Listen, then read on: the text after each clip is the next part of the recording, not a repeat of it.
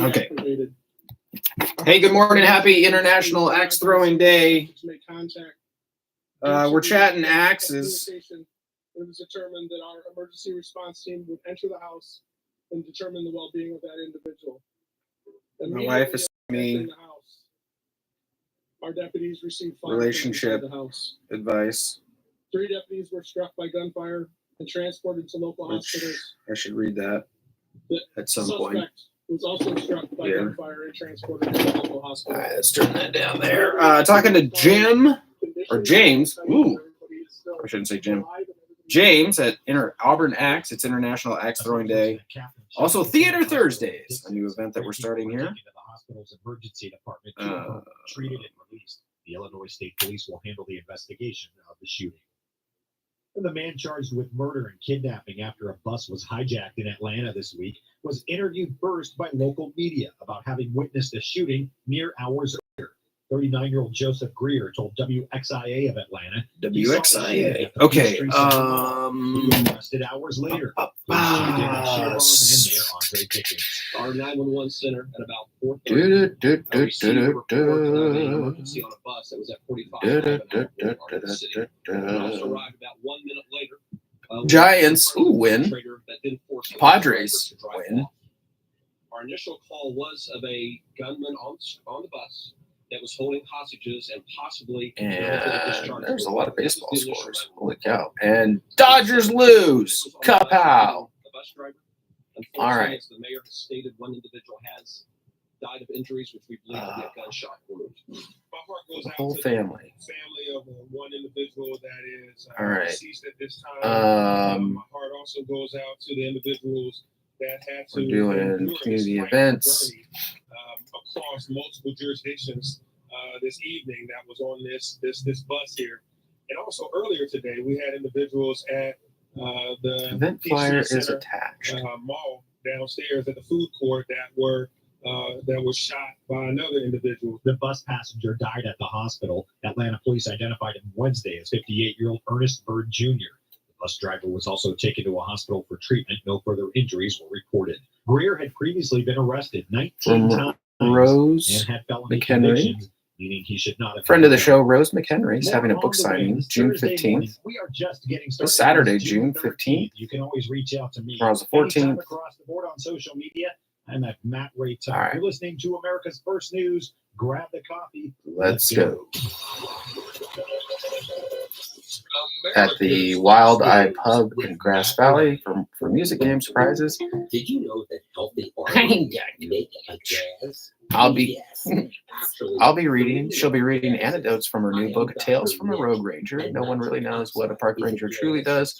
Prepare to be entertained as you hear the latest tales. Join for a wild ride as she shares stories about the crazy and amusing things that happen in California state parks. The Wild Eye is a classic roadhouse featuring daily entertainment. Charlie Price will be playing slide guitar. There will be games, prizes, author talks, and a book signing. Books will be on sale, and food and drink will be available by ordering through the Wild Eye Pub restaurant. For more information about the new book, and you can visit nitric oxide can easily help fix this lack of nitric oxide. triptalesbook.com. Where we're helping you to feel good and enjoy total wellness. And good Thursday morning to you. It is Thursday, June 13th. It is 14 minutes past the top of the hour, 6:14 a.m. And hey, good morning to you, Forest Hill. Currently, it is 63 degrees where you're at right now. Looking for a high today, cooler today, 84 degrees. All right, let's turn it over now to the Fox Business Report. I'm Elizabeth McDonald, and This is the Fox Business Report. Jewelry giant Signet says sales are recovering from a sluggish February, and May's business was strong. Signet is paired of sales, Jared Kay, and Diamonds Direct. It says customers are responding to its new products and loyalty program, so it's standing by its forecast for the year. The stock is up 1%.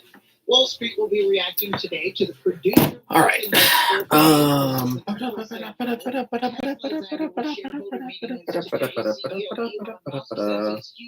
Deal and proposal to reincorporate the company in Texas are expected to pass. Also, Tesla says it will raise the price of Model 3 electric cars in the European Union. The EU Friend of the show, Rose McHenry, is having a book signing on June 15th, this Saturday. I'm Jericho Sola, invested in you. In the heating and air conditioning business, the state of California has millions of regulations. But surprisingly, almost nothing when it comes to the technical knowledge required of a heating and air technician. That means they can send a salesman to your home that looks like a true technician but knows heating and air system.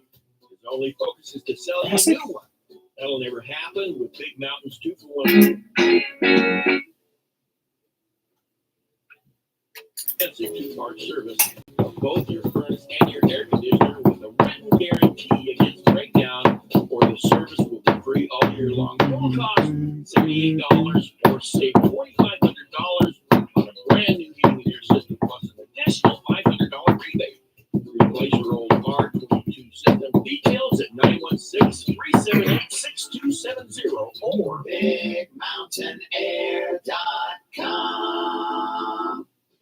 16 minutes past the top of the hour, 6:16 a.m. Gang, let's talk about another event for the calendar. Hey, we've got an author book signing and talk coming up this Saturday, June 15th from 2 to 4 p.m. at the Wild Eye Pub in Grass Valley. Friend of the show here, Rose McHenry, is going to be talking about her book, Tales from a Rogue Ranger. I think that Trip Tales. No, Trip Tales book. I'm trying to remember the name of her book. Anyway. She's written Tales from a Rogue Ranger. That is the right title. I was looking for the title there. Anyway, you might have remembered we interviewed Rose here on the show. Really love chatting with her. She's going to be reading segments from that book at the Wild Eye Pub in Grass Valley. There's going to be music, games, prizes, an author talk, a book signing. The event is free, and bring some cash there. Bring some money to purchase the book, because you're going to want to bring the book. We've been reading stories of that from to the kids from her book there, and it is great stories. She'll be reading anecdotes from the newest book, Tales from a Rogue Ranger. No one really knows what a park ranger truly does. Prepare to be entertained as you hear the tales. Join her for a wild ride as she shares stories about the crazy and amusing things that happen in California state parks. It is definitely worth listening to some of these stories. They are great. The Wild Eye is a classic roadhouse featuring daily entertainment. Local musician Charlie Price will be playing slide guitar. There's just going to be games and prizes and the author talk. It's going to be this Saturday, June 15th, 2 to 4 p.m. at the Wild Eye Pub in Grass Valley. You can find out more at Rose's website, triptalesbook.com, triptalesbook.com. If you're looking for something to do this Saturday, go ahead and check it out at the Wild Eye Pub in Grass Valley. Back with more right after this.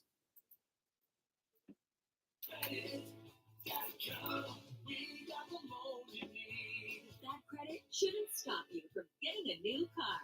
Visit amnestycredit.com, where a 550 credit score plus $550 a week in income equals a brand new car with interest rates as low as 4.99%. iTunes, okay. To learn more, just go to amnestycredit.com and get credit approval in just seconds without impacting your credit score. That's amnestycredit.com. Stop the buy here, pay here cycle. Let us help you build your credit. The pros at amnestycredit.com are credit experts. So fill out a credit app today without impacting your credit score. Only at amnestycredit.com. We got the loan you need. Amnestycredit.com. We got the loan you need. 19 minutes past the top of the hour, 6:19 a.m. Coming up in our next segment, Sports Ball. We'll let you know how all the teams did. Back to America's First News. I'll see you back here at the bottom of the hour. Is not ruling out a potential commutation for Hunter Biden, the president's son, who was convicted on 3 federal gun crimes and is set to be sentenced by a judge in the coming months. White House Press Secretary Karine Jean-Pierre told reporters Let's Wednesday. see what some local sports ball things are. Summit in Italy. She hasn't spoken to the president about the issue since the verdict was handed down Tuesday. I wondered about a commutation, whether that would be something that we have to take on a commutation. So look, as I stated at the top, I don't have anything to say beyond, to your first question, beyond what the president's statement was yesterday. He's been very clear. We've been very clear He loves his son, and he and the first lady love their son, and they support their son. I just don't have anything, certainly anything beyond that. What I will say is, look, I haven't spoken to the president about this since the verdict came out. And as we all know, the sentencing hasn't even been scheduled yet. But you saw the president do an interview just last week when he was in Normandy, and he was asked, a question, several questions, a couple questions about this, and he was very clear, very upfront, very obviously very definitive. And I just don't have anything. You have his own words. I just don't have anything beyond that. You don't really have the need to give the sentence. What I'm saying is that the president, I have not spoken to the president about this, and what I'm saying is he was asked about a pardon. He was asked about the trial specifically, and he answered it very clearly, very forthright. As we know, the sentencing hasn't even been scheduled yet. I don't have anything beyond what the president said. He's been very clear about this. To speak about the logistics of how much time he spent with Hunter Graham, because as I understand, when he went to Wilmington yesterday, Hunter went back to LA, and as far as we can figure out, the only time that they spent Here we go. The president's private time with the family, and I just don't have anything beyond the statement. The president, the first lady support their son. They love their son. I'm not going to get into time that he spent with his family. That's something that we do, and I'm not going to do that today. The position is a shift from what it said in September. Jean-Pierre was asked whether the president would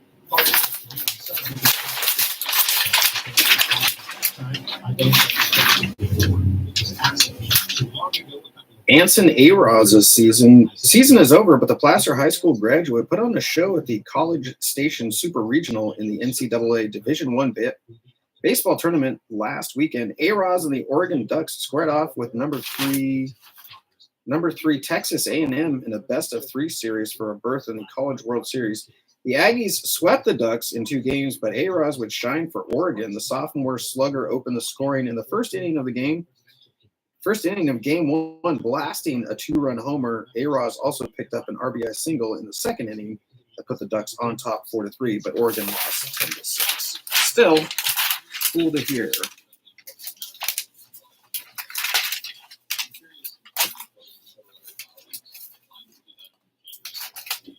All right. Do that. I gotta say when the A's are playing Minnesota. There we go. So I have A's versus the Padres. Padres walk it off again on top there.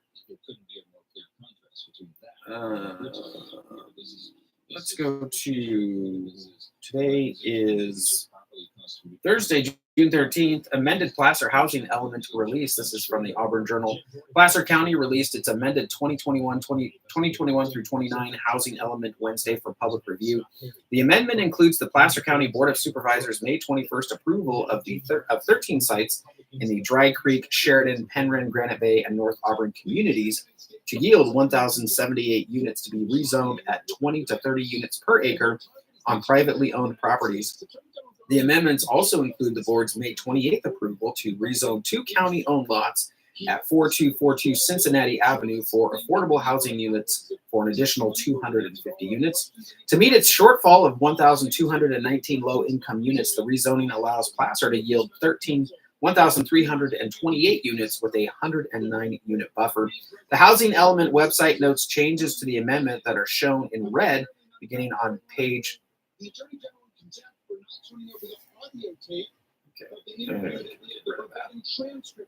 Actually, I'm going to go do that on the other computer because it's easier to do it there. The iPad. Remember, this is an impeachment investigation. Do they think that the Holy Grail, the 118th Congress, evidence of a presidential high-crime demeanor, is lurking in the pauses or the background throat clearings and sneezes on audio? Well, of course not. They know there's no high crime or misdemeanor to be found because they've spent the last 17 months and millions of our taxpayer dollars looking for it, and it's simply does not exist. The White House's decision to exert executive privilege over the audio recording, shielding it from Congress, makes it exceedingly difficult to make any criminal case against him. Garland said in a statement late Wednesday, he's deeply disappointed that the House of Representatives has turned a serious congressional authority into a partisan weapon. Fed Reserve officials said Wednesday that inflation has fallen further toward their target level in recent months, but signaled they're expected to cut their benchmark interest rate just once this year. The policymakers' forecast for one rate cut was down from their previous projection of 3 because inflation, despite having cooled in the past 2 months, remains persistently above their target level of 2%.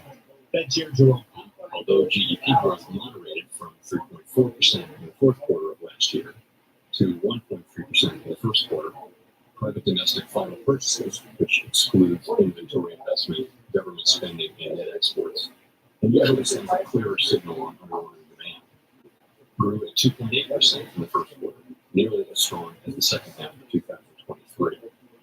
Growth of consumer spending has slowed from last year's robust pace, but remains solid. And investment in equipment and intangibles has picked up from its anemic pace last year.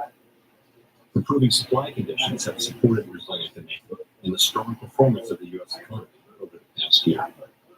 In our summary of economic projections, committee participants generally expect GDP growth to slow from last year's pace, with a median projection of 2.1% this year and 2.0% over the next 2 years. When the Fed does begin to reduce its benchmark rate, now at a 23-year high, it would eventually lighten loan costs for consumers who face punishingly high rates for mortgages, auto loans, credit cards, and other forms of borrowing.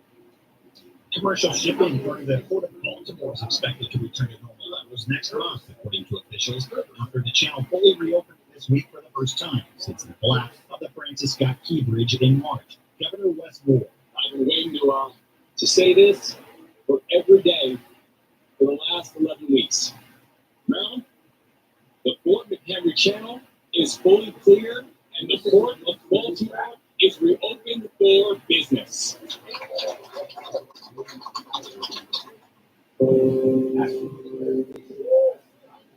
Yeah.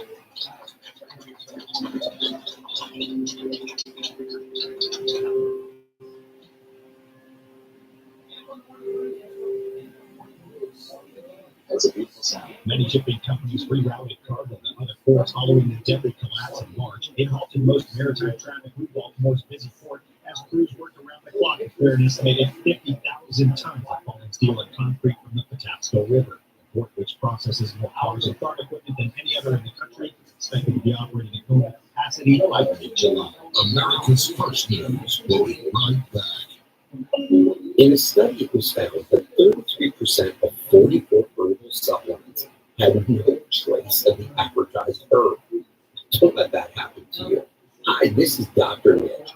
If you want to ensure quality, please go to totalwellness.com. Supplements made for physicians only now available to you too. Totalwellness.com, helping you to look good, feel good, and enjoy total wellness. Would your car perform better with premium gas or regular? What do octane ratings mean? I'm on an annual car. You're on a prescription right after this. Increase fuel economy up to 7.9% with Hot Shot Secret Gasoline Extreme. The solution to maximize your engine's performance and fuel economy. Whether you're driving a sports car or a daily commuter, Gasoline Extreme is specially formulated with DEA to deep clean. Don't settle for average driving experience. Upgrade to Hot Shot Secret Gasoline Extreme and go further on each tank. Order now on Amazon or HotShotSecret.com. Hot Shot Secret, powered by science. Today's modern vehicle, whether it's a car, SUV, or light truck, is designed with a specific fuel in mind. Read your owner's manual. What octane rating does the vehicle manufacturer call for? That's what you should use. But there are exceptions to the rule. Many high-end or luxury vehicles call for premium or higher octane fuel. And the reason for this is not just due to the octane rating. There are better fuel system components in premium fuels. Gasoline companies know too that vehicles that run on premium won't perform as well with carbon deposits. So they pack more cleaning power into their premium fuels than their regular one. If you rotate your fuel choices around, say, every third tank full, you may find better performance and miles per gallon because you are cleaning your engine and fuel system while you drive. Just don't tell your mechanic you're trying to replace it anytime soon. With your automotive prescription, I'm on an 80 in the car. See you next time. And good Thursday morning to you. It is Thursday, June 13th. It is right smack dab at the bottom of the hour, 6:30 a.m. And good morning to you, Grass Valley. Currently, it is 64 degrees where you're at right now. Looking for a high today of 86 degrees. All right, there's the sports ball music. Let's get right into it. We're going to start over on the hardwood. It is the NBA Finals, and it is the Celtics versus the Mavericks. In case you didn't know, that's game 3, and Celtics, keeping with the trend here, they are on top there, 106-99, decisively win game 3, and Celtics lead the series 3-0. So we'll see when game 4 happens here. We'll keep you up to date on all of that. If you follow the NHL, the Stanley Cup, that's happening tonight. Panthers versus the Oilers, game 3. Florida leads that series 2-0. Heading over to the MLB, A's versus the Padres. Well, the Padres walk it off again and win that one 5-4. That wraps up that series right there. A's are going to start a series now against Minnesota. They're going to be away for a 4-game set there. First game is today at 4 p.m. is the radio start time here on KAHI. First pitch at 4:40 p.m. So catch all of the action. A's versus the Minnesota Twins here on KAHI starting at 4 o'clock this afternoon. Giants versus the Astros. Good news for Giants fans. 5-3 win there, Giants over the Astros. Better news for Giants fans. The Dodgers lose to the Rangers. Rangers on top there, 3-2. Angels versus the D-backs. Angels decisively take that one, 8-3. Yankees versus the Royals. Yankees on top there, very decisively, 11-5. Heading here, local, looking at the Auburn Journal, Placer alum A-Roz hits 2 HRs in NCAA Super Regional. Anson A-Roz's season is over, but the Placer High School graduate put on a show at the College Station Super Regionals in NCAA Division I baseball tournament last weekend. A-Roz and the Oregon Ducks squared off with the number 3 Texas A&M in the best-of-3 series berth for a berth in the College World Series. The Aggies swept the Ducks in 2 games, but A-Roz would shine for Oregon. The sophomore slugger opened the scoring in the first inning of game 1, blasting a 2-run homer. A-Roz also picked up an RBI single in the second inning that put the Ducks on top 4-3, but Oregon eventually lost 10-6. But hey, very cool to see some alum doing some good things out there in the college world. Back with more after this.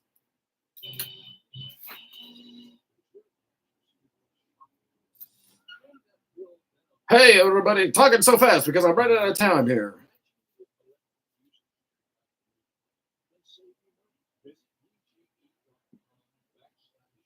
Good morning.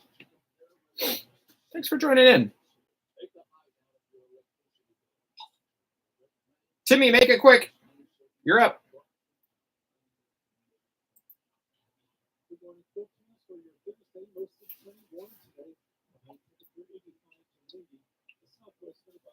Sometimes I worry I'm not going to have enough to fill the time, and then I'm like always going over the time. Okay. What's coming up next? News, ag report.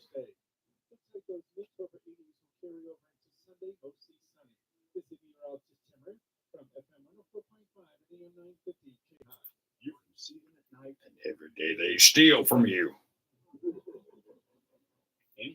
Our digital display.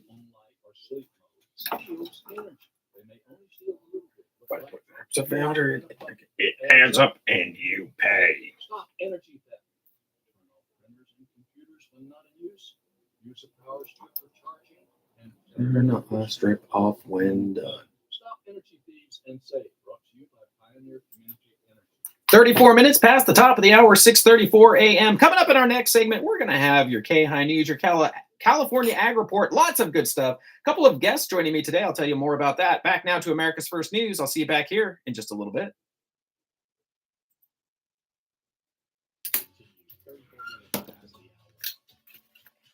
How's that for a tease, kids?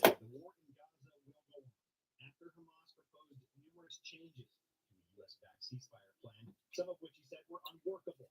He didn't spell out what the changes were. All right, off now to rehearse the news again because I have one shot at this. Because I'm not going to record it again.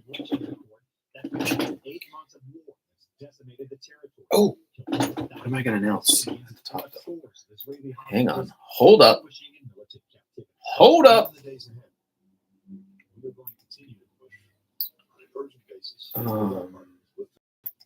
with Egypt to try to close this deal, because we know it's in the interests of Israelis, Palestinians, the region, indeed, the entire world. And Actually, we have enough going on this weekend that has to be grounded in principles of ceasefire proposal that the entire international community supports. tomorrow night, cruise night, Ultimately, it may not be the path that Hamas, and family swim night. but Hamas cannot and will not be allowed to decide the future for this region and its people. Previous moments of optimism have been repeatedly dashed by the differences between the two sides. The ceasefire Oh, proposal I has should failed do to the support, but hasn't been Bluegrass fully embraced by Festival. either side. I didn't do that. NATO's Eastern flank leaders will have a more coordinated approach. Which means we need to pull up some bluegrass music. NATO Secretary General Jens Stoltenberg made the remarks this week ahead of a meeting of the Bucharest Nine, a group of European countries on the eastern edge of go. NATO. The most urgent Bluegrass. task is, of course, to ensure that we Little Maggie. There it is. That sounds good. And we're going to do 6 minutes there for the timer, and we're going to come over here. resistance training for Ukraine. And also, Okay, Bluegrass Festival, Father's Day, Bluegrass NATO Festival. allies are providing Here we go. 90% of the military support for Perfect. Ukraine already.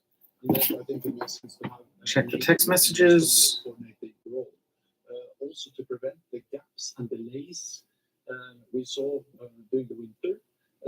Ukraine needs a predictable, stable flow of military support. I expect that NATO will take the lead in coordinating Yep, the a couple provision days, of actually. equipment and training, and that allies will make a financial commitment to support for as long as it takes. Second, we will address our deterrence and defense. Allies are stepping up our efforts on defense spending, and I expect around 2/3 of allies to invest at least 2% of all GDP in defense this year. Notably absent at the meeting, the Hungarian president, emphasizing the split among Central European nations amid Hungarian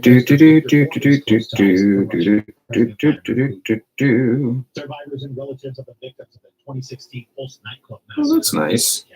gathered. A river running through your. Mark the anniversary of the attack, which left 49 people dead. It was the latest memorial this week.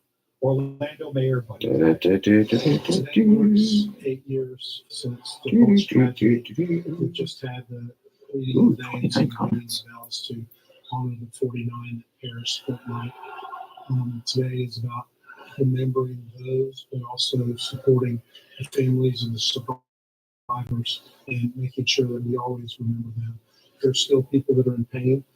Oftentimes it doesn't occur till years after the event has occurred. So making sure that we have plenty of counseling and opportunities for them to get whatever relief they may need. The city has taken on the responsibility of creating a memorial to honor the 49 as well as the survivors and families and first responders and doctors and everybody that was involved that night. The one thing that we do know is that we'll be at the site of the Pulse nightclub. Omar Mateen opened fire in 2016, leaving 49 dead and 53 wounded. At the time, it was the worst mass shooting in modern U.S. history, but that number was surpassed the next year when 58 people were killed and more than 850 injured among a crowd of 22,000 at a music festival in Las Vegas. Across Central Florida, the victims and dozens of survivors have been remembered throughout the week. On Monday, it was the unveiling of a 44-foot wide mural, ringing of church bells, and an overnight vigil at the site of the Pulse Club. Turning to sports this morning, and Corey Seager hit a go-ahead 3-run homer off Walker Buehler in his return to Dodger Stadium. And the Texas Rangers beat the LA Dodgers 3-2 Wednesday when Andy Pages ran through a stop sign and was thrown out at the plate for the final outs. On the hardwood, Jason Tatum had 31 points. Jaylen Brown had 30, and the Celtics held off a Okay. 8. Oh, Jiminy Christ. They take a 3-0 lead. Boston can forget about nearly blowing a point lead with 11 minutes to go in the game. Tatum told NBA TV he's ignored the criticism as he finally got his scoring back on his shot. We've been to this point, and Okay. we know what it's like to lose. So just an opportunity to get back, and having a mindset of everybody's going to do whatever it takes every single night for us to have a different outcome. And whether that's having a big scoring night, leading the team in rebounds or whatever, guarding big or a guard, whatever you gotta do, everybody's on the same page. We have fun doing it. We always say we don't listen to television, but we lie. We do. For sure. Has it been frustrating for you? Like, yo, man, let's just win. I don't frustrated. I don't know. Have I heard it? Absolutely. And early in your career, you get on the point in the stats and individual points, and then they say you haven't won, and now you're in a position, to win a championship.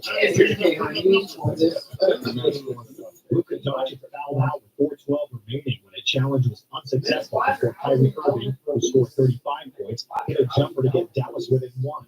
That ended the comeback for the Mavs. Every time they draw, basically call a foul. So, I try to be better. So, try to get better.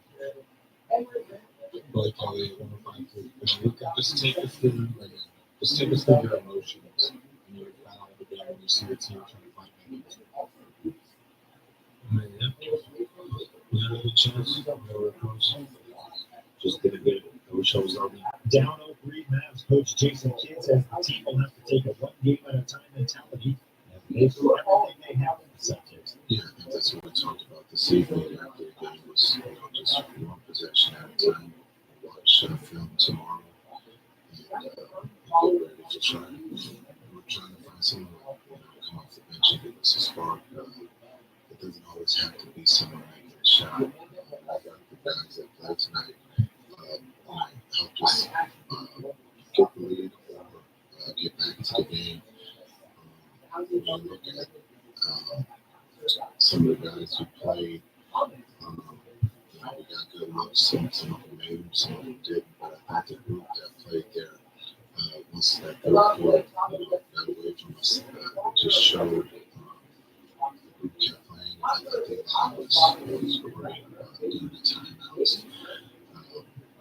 Just it was, still positive and telling guys that we can still get back into this. And it turns, into a one possession game. But also just with the bodies that we were throwing out there, just the fatigue, trying to get fresh legs and trying to keep everybody fresh. As we knew it was going to be, come down to the fourth quarter. And unfortunately, we lost Luka there when we fouled out. Boston can win the series and break the tie with the Lakers for the most NBA championships with a victory Friday at Dallas. And Jerry West, the logo, was an NBA and Olympic champion as a player, champion as an executive. Somebody selected to be enshrined by the Naismith Memorial Basketball Hall of Fame 3 times. West died on Wednesday at the age of 86. Nicknamed Mr. Flunk for his late game experience as a player, he went into the Hall of Fame as a player in 1980, again as a member of the gold medal in the 1960 Olympic team in 2010. Dying to be enshrined for a 3rd time this year as he contributed to the NBA roster as the Silver West, one of the greatest executives in sports history. I got to sit next to West as a kid at a scouting event, and he took the time to discuss the differences at that time between the newly built Salt Palace game, Utah, and the America West Arena in Phoenix. Didn't have to take the time to make a kid feel special that day, but Mr. West did it anyway. You can always reach out to me anytime across the board on social media at Matt Ray Talks or all the way on this Thursday morning. You're listening to America's First News. Can you believe with all the recent violent protests, looting, or destruction, some areas are considering either defunding or abolishing the police? At a time where America's neighborhoods need the protection of police the most, some elected officials would rather create more chaos by playing politics. If you're sick of elected officials giving in to demands of the radical left, you're not alone. It's 30 seconds. 30 seconds, Adam. Lincoln. Whoop.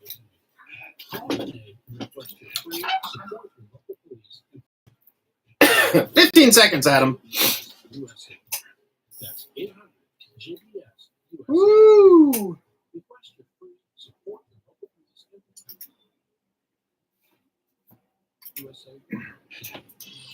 And good Thursday morning to you. It is Thursday, June 13th, and it is 15 minutes to the top of the hour, 6:45 a.m. And hey, good morning to you, Lincoln. Currently, it is 62 degrees where you're at right now.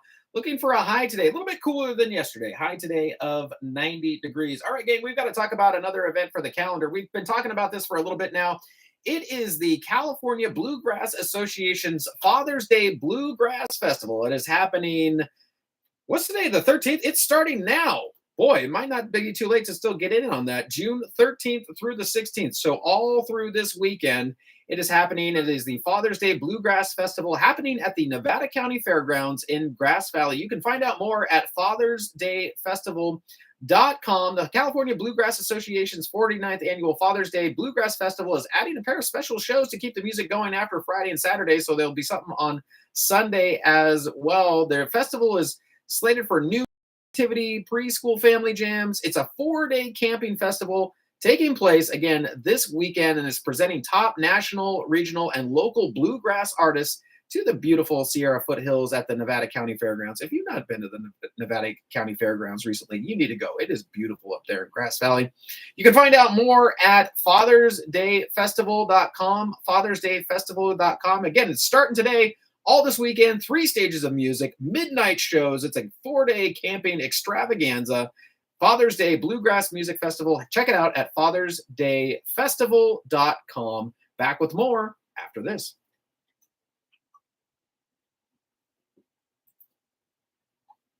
Saturdays and Sundays, right here on 104.5 FM and 950 KAHI.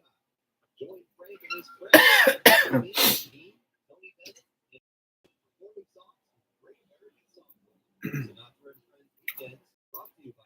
Ooh, news time. And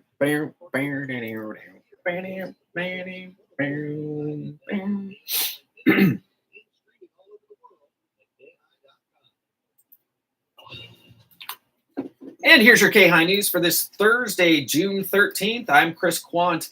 Amended Placer housing element released. This is from the Auburn Journal. Placer County released its amended 2021 through 29 housing element Wednesday for public review. The amendment includes the Placer County Board of Supervisors' May 21st approval of 13 sites in the Dry Creek, Sheridan, Penryn, Granite Bay, and North Auburn communities to yield 1,078 units to be rezoned at 20 to 30 units per acre on privately owned properties. The amendment also includes the board's May 28th approval to rezone 2 county-owned lots at 4242 Cincinnati Avenue for affordable housing units for an additional 250 units. To meet its shortfall of 1,219 low-income units, the rezoning allows Placer to yield 1,328 units with a 109-unit buffer. The county confirmed following the public review, the amendment will be submitted to the California Department of Housing and Community Development for a 60-day public review. The amendment will also be presented to the Placer County Planning Commission in July, and final action from the board will be sought later in the summer, according to the Housing Element website. The Housing Element amendment is accessible at placer.ca.gov, and comments can be submitted to planning@placer.ca.gov. And beloved Lake Tahoe destination to soon require reservations. This is from Fox 40 News. A popular Lake Tahoe spot will soon require reservations. Day use reservations will be required to visit Sand Harbor State Park near Incline Village in Nevada on weekends and holidays, according to the Nevada Division of State Parks. Reservations will be required for visitors beginning August 17th through October 13th. The reservation system will move to 7 days a week in April 2025 as staff and visitors adjust to the new procedures during the initial trial period. Visitors are guaranteed a parking spot with a reservation, Nevada Division of State Parks spokesperson Tyler Curver told Fox40.com. The new system aims to reduce traffic congestion on Highway 28 near the 3 entrances of the popular beach on Lake Tahoe's eastern shore. Reservations are also meant to alleviate overcrowding at the park. Reservations will also allow visitors to plan their trips in advance and guarantee them a spot rather than waiting on the highway during the early morning hours. As for how many reservations per day will be allowed, Kerver said that information will not yet be released. Back with more news after this. Okay. Start, stop there. Kerver.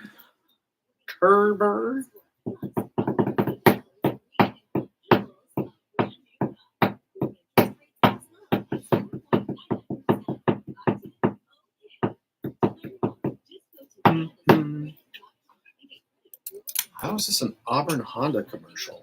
I don't get that.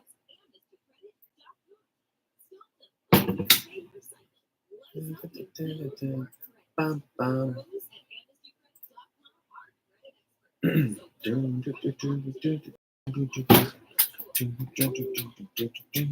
Credit.com. Much time do I have? A minute. Sony became the first movie studio to own a theater chain in 75 years. Sony Pictures said yesterday it had acquired Alamo Drafthouse, the 7th largest cinema chain in the U.S. Although other studios own one-off theaters, from 1948 through 2020, studios were prohibited from owning theater chains under deals with the DOJ called the Paramount Consent Decrees that broke down the old Hollywood studio system, where the studios owned every aspect of the movie making process. With the decrees rescinded, Sony is now the first studio to get into theater chain owning games. Theater chain owning game as both studios and cinemas struggle with getting people to watch movies in theaters. All right, here we go, Adam.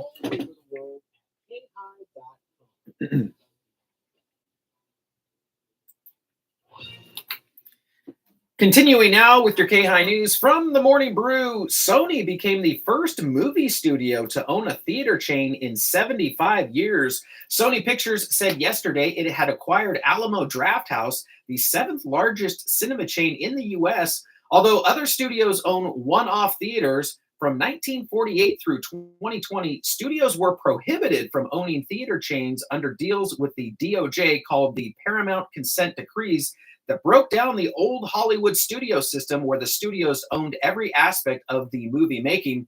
With the decrees rescinded, Sony is now the first studio to get into the theater chain owning game as both studios and cinemas struggle with getting people to watch movies in theaters. And from the Morning Brew, here's what else is brewing. The Republican-controlled House voted to hold Attorney General Merrick Garland in contempt of Congress for refusing to release audio of President Biden being interviewed by a special counsel.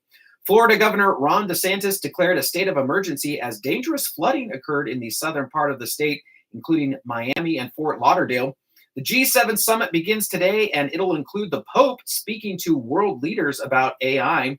The International Energy Agency said global oil supply will outpace demand by 2030 as production surges and greener energy sources gain popularity. The Oklahoma Supreme Court dismissed a lawsuit brought by survivors of the 1921 Tulsa race massacre. The Southern Baptist Convention voted to oppose in vitro fertilization. And Joey Chestnut may be banned from the July 4th Nathan's Famous Hot Dog Eating Contest, but Netflix will live stream him competing against rival Takeru Kobayashi on Labor Day. Thank goodness for that. And finally, also from the Morning Brew, today's word of the day is modish, meaning fashionable or stylish. And that's your KAHI news for this Thursday, June 13th. I'm Chris Quant. On now to the California Ag Report.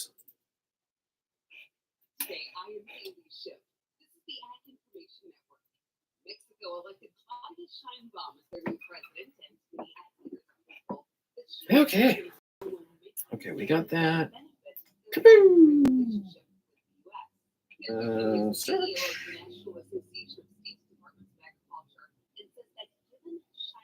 Boop.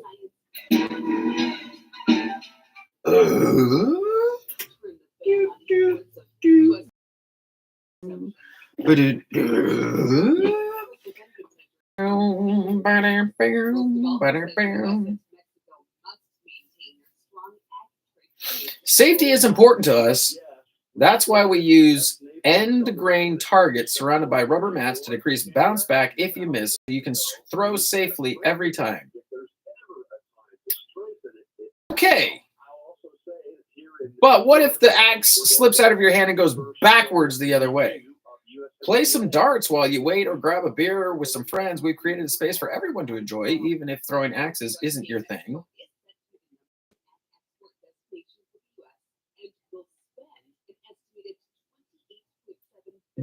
Don't know how to throw an axe? We'll teach you, and you'll be a pro in no time. Everyone 12 and older are welcome to test out their throwing. 12-year-olds are throwing axes? What?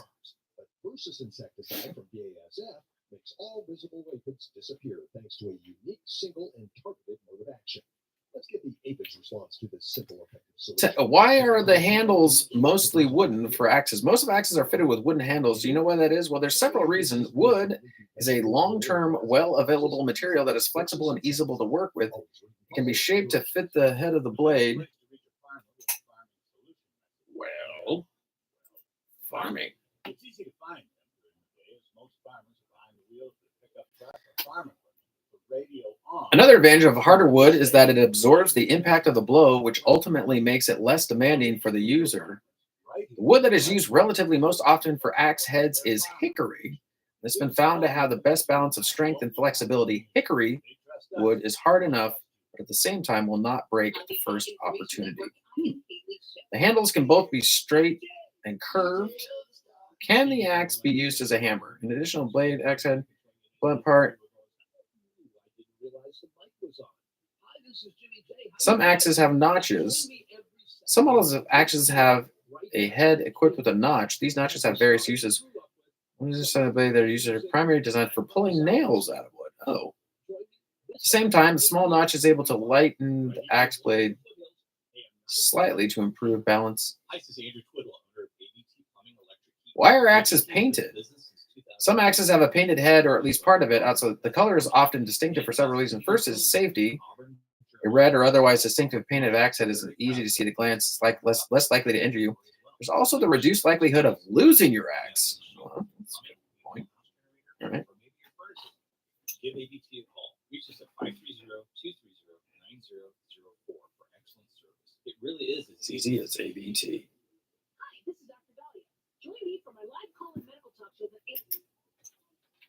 International Axe Throwing Day. It's also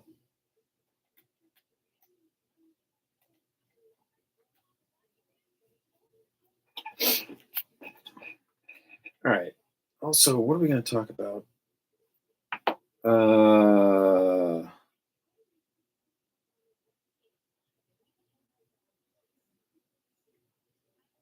Behaviors they consider unacceptable or acceptable while on an airplane. Some of the findings are more than 80% said that it was unacceptable to get drunk on a plane.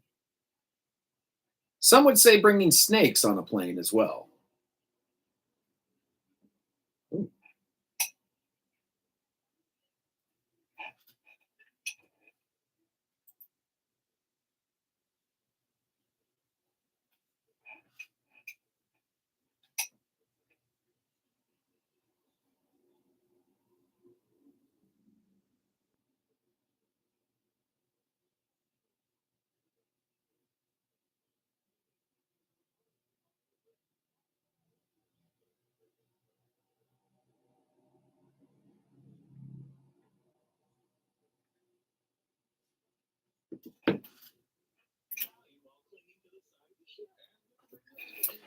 Okay, here we go.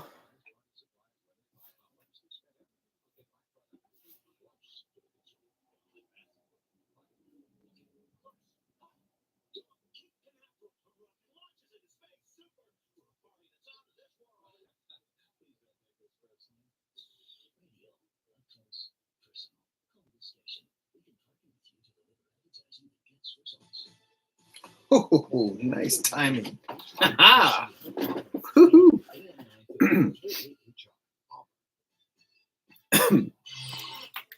And good Thursday morning to you. It is Thursday, June 13th, and it is right smack dab at the top of the hour. It is 7 a.m. here at FM 104.5, AM 950 KAHI. You know what it is. It is the voice of the foothills.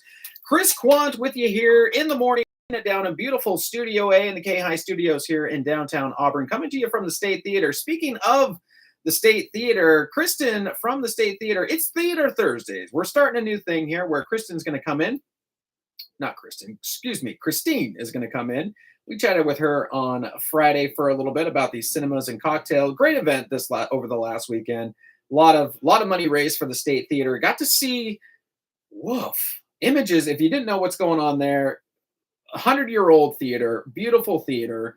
The roof basically came down. Thank God it came down early in the morning when nobody was there. But I don't know if you know, these things used to be made out of plaster.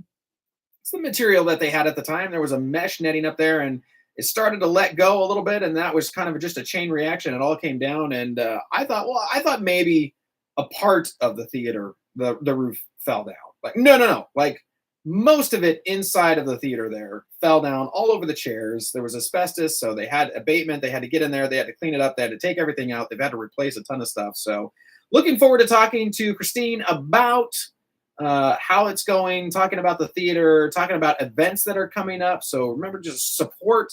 So whether you're here in Auburn in the area, just remember to support what's local around you. It's so important. We live in an age of convenience. I know I'm going to preach here for, hang on, Adam. I know I'm going to preach here for just a little bit. It's so important that, it's cool that we have convenient things. And like, if I'm pointing a finger at you, I've got 3 fingers pointing back at me, right? Like, order stuff online, but the fact that we need to come in and support our small businesses and support the events that are going on in town, it's so vital that we do that. So glad to be having Christine on here to talk about the events that the theater's putting on, different movies that are going to be going on. We'll talk about the movies, the events that they're showing, some that are locally produced, by the way. Mark S. Allen, you ever heard of that guy? Sacramento media fixture for years and years and years now, a movie that he produced.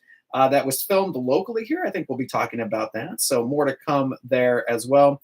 And also later on this hour, James from Auburn Axe is going to be in today. It's International Axe Throwing Day. Yes, there is a day. It's called International Axe Throwing Day. There's a place here in Auburn, and they're not just in Auburn, but all over. He just happens to be at the one here in Auburn called Auburn Axe. Have you been to one of these places? Have you heard about these places? They started popping up a few years ago where you basically go into this, I don't know, they're kind of like in strip malls where it's basically this retail space, commercial space, I guess is a better name for it. And they set up these different stations.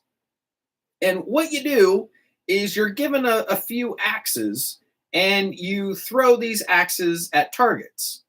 And that's the name of the game. And you can play different games, like there's a target, or because it's digital now, they can have a projector project on the back, like on the wood or on the hay bale or whatever they're using.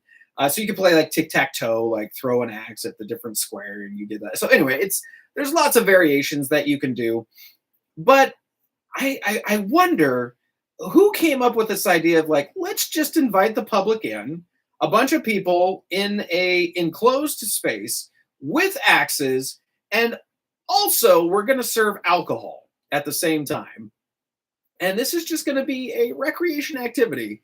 And yeah, you got to sign a waiver. So there are things of like, you know what, if you get injured, you're not going to sue us. You're not going to sue everybody and their uncle, basically. So you got to do that. There are some precautions. Nobody's just letting you do this, without going through some checks first. And you got to show ID and all that. You got to prove that you're a somewhat responsible human being, and you have to sign, basically all that away that you're going to sue them. But still, the idea that we're going to put people in a room with axes, throwing them, and like I said, my wife and I did this, and it was fun. We had a good time. Nobody was injured. Like, we did have, this is what I want to ask James about.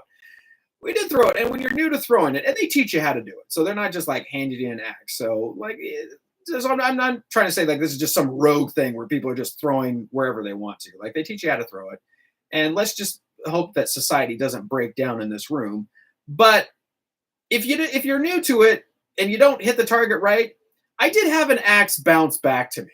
So now nobody got hurt. It was fine. But looking at their website here at auburnaxethrowing.com, if you want to go check it out, they must have this question because on there it says safety. Safety is important to us. That's why we end grain targets. I don't know what that means. We'll ask James about that. Surrounded by rubber mats to decrease bounce back. If you miss. And you may miss. So you can throw safely every time. All right. So we'll see. And what's the age limit? Everyone 12 and older are welcome to test out their throwing skills. Now, how they taught us how to do it was when my wife and I went, what they said is you hold the axe, it's like you're holding like the rope, like imagine you're pulling the rope on a bell, like you're going to ring a bell, like a big bell, and you're going to hold it with your hands. This is radio, so you can't really see how I'm holding with my hands here, but this like you're holding a baseball bat, one over the other. And you throw it downward like you're pulling the rope on a bell, and you throw it, and then you release at one point, and that's how you get the axe to spin in the right direction and go towards the target, and hopefully it sticks. You're good to go. So we'll ask James all about that. Is that the right technique? Maybe there's other techniques to have an axe not bounce back at you. And also, alcohol being served at this thing, sure. I'm sure he has some stories, but I got to thinking about it. I mean, I guess people drink and bowl. Like we give people a 15-pound rock, basically round rock that we're trusting them to chuck down a lane in the right direction. And like if they go to throw it and it throws behind them, we've all seen videos like America's Funniest Home Videos where they're going to bowl and the ball goes backwards and everybody dives for cover. Does that happen at an axe throwing place? We'll see. I'm very curious about all of this axe throwing thing. But we need to pause for just a second. Meteorologist Tim Root is in my ear saying, "Hey, Chris, I gotta go. I gotta give people my weather. Give me my due." So, all right, meteorologist Tim Root. Timmy, how are we looking out there for today?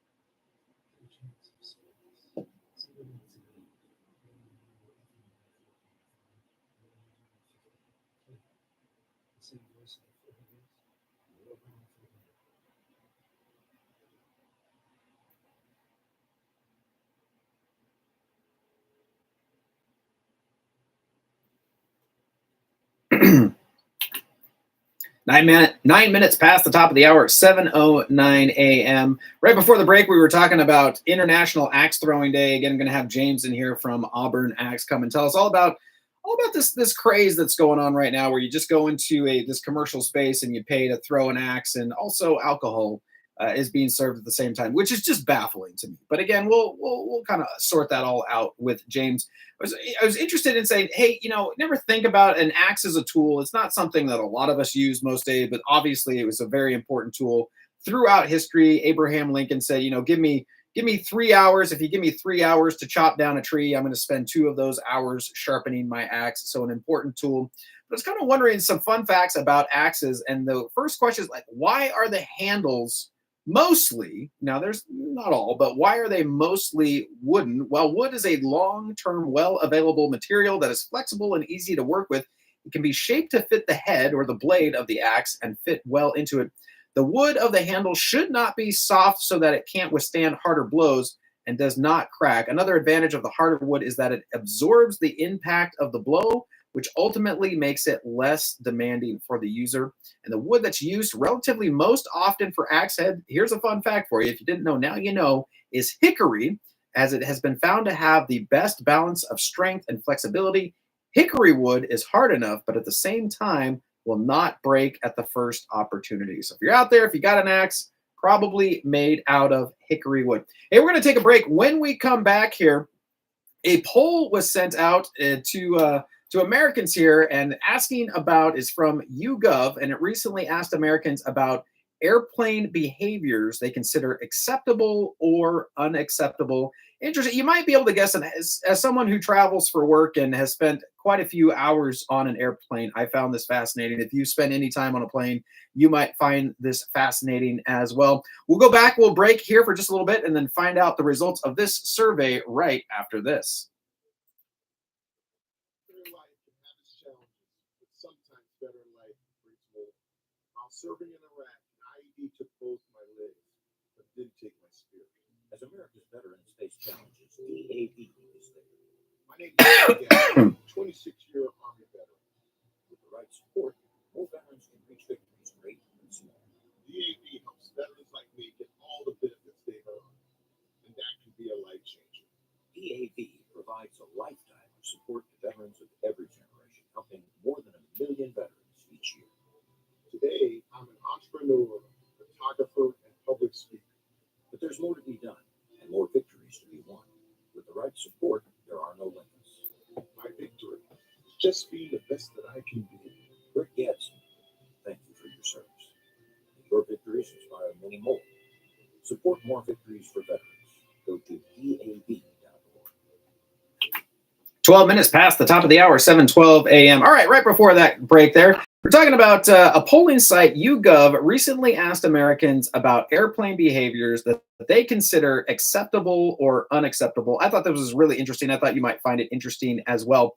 Now, let's just start with some of the findings and the most abhorrent behavior. This isn't all of them, but the most abhorrent behavior of all that they said is letting your kids play in the aisle, deemed unacceptable by 86% of those polled.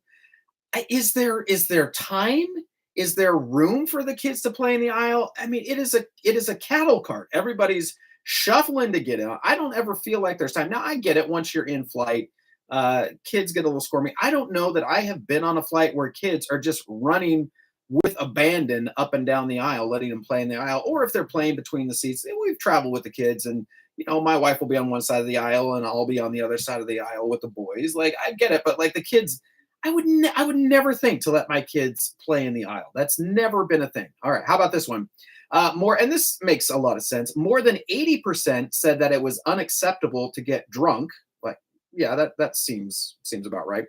There was lots of arm restlessness. Nearly 75% consider it unacceptable to use both armrests when someone is sitting next to you. Okay, but here's the thing, and here's where I understand. If you have the middle seat, I feel like you are entitled to both armrests, to an armrest on either side of you. If you're aisle, stick to you're fine. You've got the aisle. If you're window, you've got something to lean up against the window. You can, if you're on either side, you can go either way. If you're in the middle, you're stuck. I say middle person gets armrests on both sides. I have no problem with that. And here we go.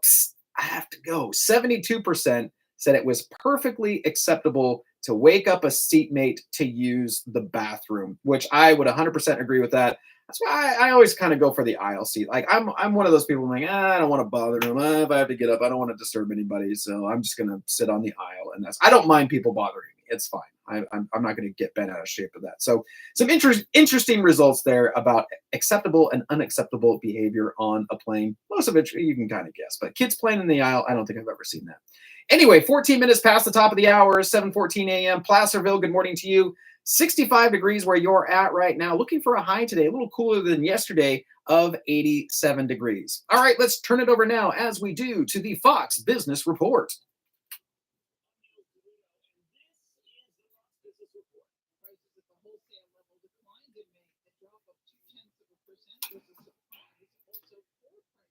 Okay.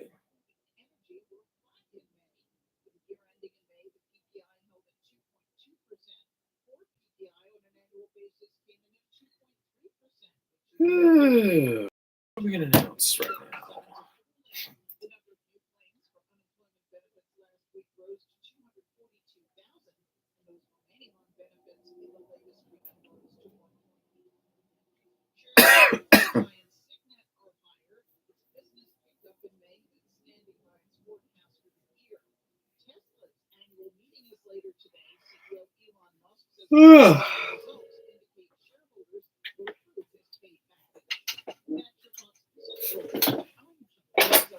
KAHI Radio. It's hilarious. Yeah, I'm amazed.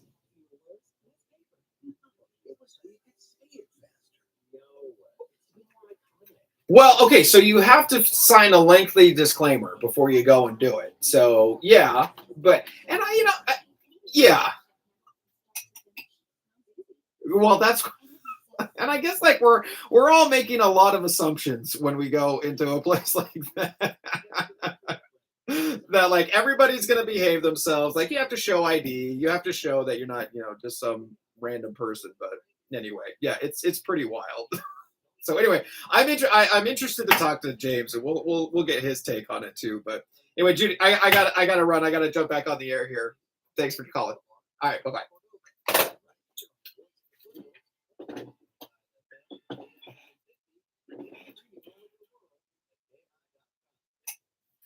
16 minutes past the top of the hour. Oh, nope, 17 minutes. 17 minutes past the top of the hour, 7:17 a.m. Hey, let's talk about another event for the calendar. Hey, there's a lot going on this Friday night. If you want to get out tonight or this Friday night, tomorrow is going to be a great way to do it. Tomorrow is the Auburn Cruise Night, so go ahead and check that out at 5 p.m. It's going to be on Lincoln all the way up there. Check out those cars. There's also a family swim and movie night. This is put on by Auburn Rec. It's going to be at Recreation Park 123 at Recreation Drive here in Auburn. That's going to be from 6 to 8 p.m. There's going to be a pool party. Everyone swims for free from 6 to 8 p.m. And after swimming, walk over and see a free movie in the park, which begins around 8:45 p.m., right about when the sun is starting to set there. Bring a blanket and a chair. Enjoy some free popcorn. You can find out more at auburnrec.com. That's auburnrec.com. Back with more right after this.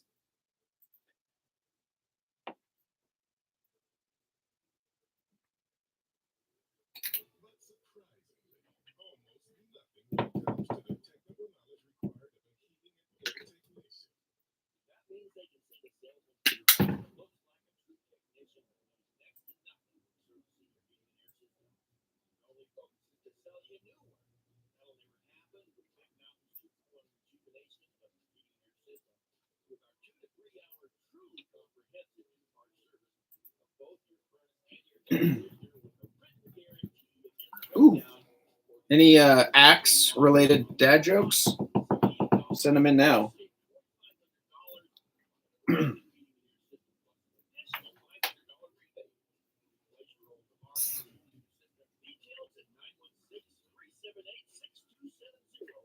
BigMountainAir.com.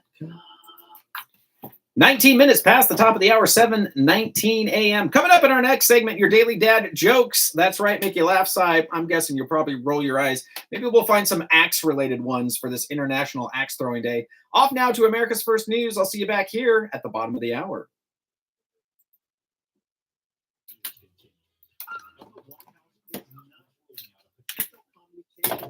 Okay.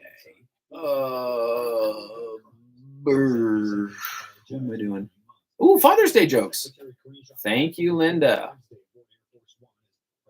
Needed that. What should you do if you get rejected from a job with a sunscreen company? Reapply. Reapply. Oh my gosh, that's great. Oh, that's a good one. Oh yeah, Father's Day is coming up. Good. You know, he loves his son, and he and the first lady love their son, and they support their son. How much did the moon eat during Father's Day dinner? A lot, because it was full. How does Darth Vader like his toast cooked on Father's Day? On the dark side. Why didn't the rude cow eat all the food on Father's Day? Because he was being a beef jerky. What did the baby computer say to its dad on Father's Day? Happy Father's Day, Dada. Yeah. How did the celebrity dad keep his cool on Father's Day? He had many fans. I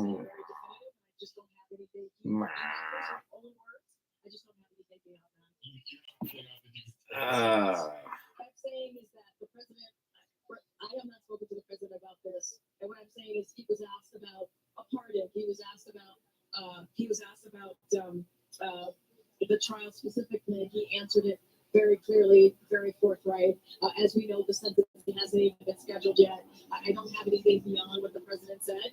He's been very clear about this. To speak about the logistics of how much time he spent, Graham, because as I understand, when he went to Wilmington yesterday, Hunter went back to LA, and as far as we can figure out, the only time that they spent was on the tarmac. Is that accurate?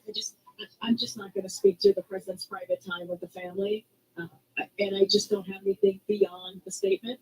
The president, the first lady supported their son. They love their son. I'm not going to get into time that he spent with his family. That's something that we never do, and I'm not going to do that today. The position is a shift from what it said in September. Okay, there we go. What if introducing itself in Spanish? Yo soy. That's a good one. Man, we got some days it's thin pickings. Other days it's rich.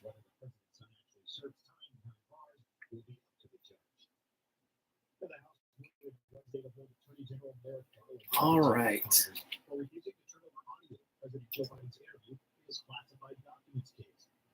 Latest and strongest rebuke of the Justice Department as partisan conflict over the rule of law and the 2024 presidential campaign. House Speaker Mike Johnson neglected. Marcus, I'm right. There we go. Okay, this leet.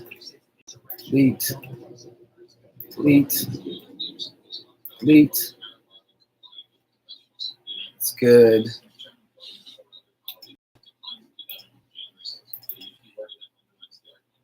I'm so glad you brought up the January 6th committee. We'll be talking a lot more about that in the coming weeks. There's been a lot of investigation about that committee. I don't think it was properly constituted. I don't think it was properly administered. And now we know that apparently some of the evidence was hidden and some maybe even destroyed. So we'll see Joke about axes. There couldn't be a more clear contrast between that and what we're talking about here. This is the judiciary committee. This is the weaponization committee. These are properly constituted and operating committees. Under Chairman Gordon's leadership, have done extraordinary work. What did the tree say to the axe? Leave me alone. What does the axe do at a party? It breaks the ice. That's good. Why did the axe break up with his girlfriend? He couldn't handle her anymore. That's good.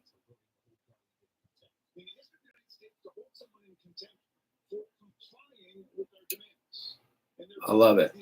Okay, so we're good. We got like dad jokes galore. Dad jokes galore.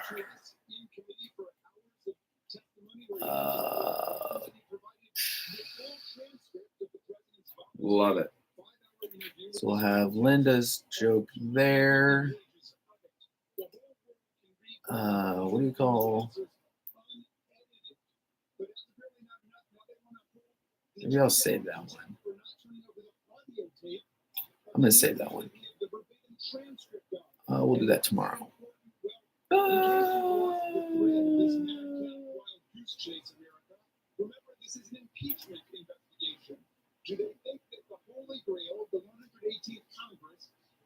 Yeah, we'll say that for tomorrow.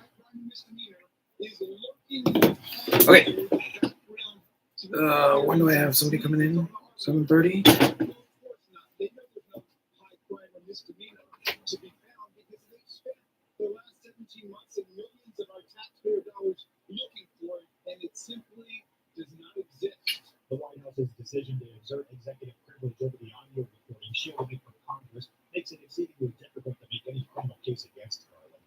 Garland said in a statement late Wednesday he's deeply disappointed that the House of Representatives has turned a serious congressional authority into a partisan weapon.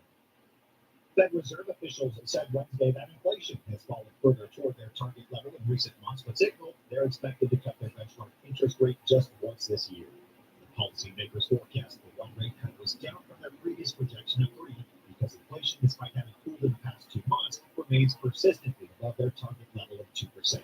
Fed Chair Jerome Powell. Although GDP growth moderated from 3.4% in the fourth quarter of last year to 1.3% in the first quarter, private domestic final purchases, which excludes inventory investment, government spending, and net exports, and usually sends a clearer signal on underlying demand, grew at 2.8% in the first quarter, nearly as strong as the second half of 2023. Growth of consumer spending has slowed from last year's robust pace, but remains solid. And investment in equipment and intangibles has picked up from its immediate pace last year. Improving supply conditions have supported resilient demand and the strong performance of the U.S. economy over the past year. In our summary of economic projections, committee participants generally expect GDP growth to slow from last year's pace, with a median projection of 2.1% this year and 2.0% over the next 2 years. When the Fed does begin to reduce its benchmark rate, now at a 23-year high, it would eventually lighten loan costs for consumers who face punishingly high rates for mortgages, auto loans, credit cards, and other forms of borrowing. Commercial shipping through the Port of Baltimore is expected to return to normal levels next month, according to officials, after the channel fully reopened this week for the first time since the collapse of the Francis Scott Key Bridge in March. Governor Wes Moore. I've been waiting to say this for every day for the last 11 weeks. Maryland, the Fort McHenry Channel is fully cleared, and the Port of Baltimore is reopened for business.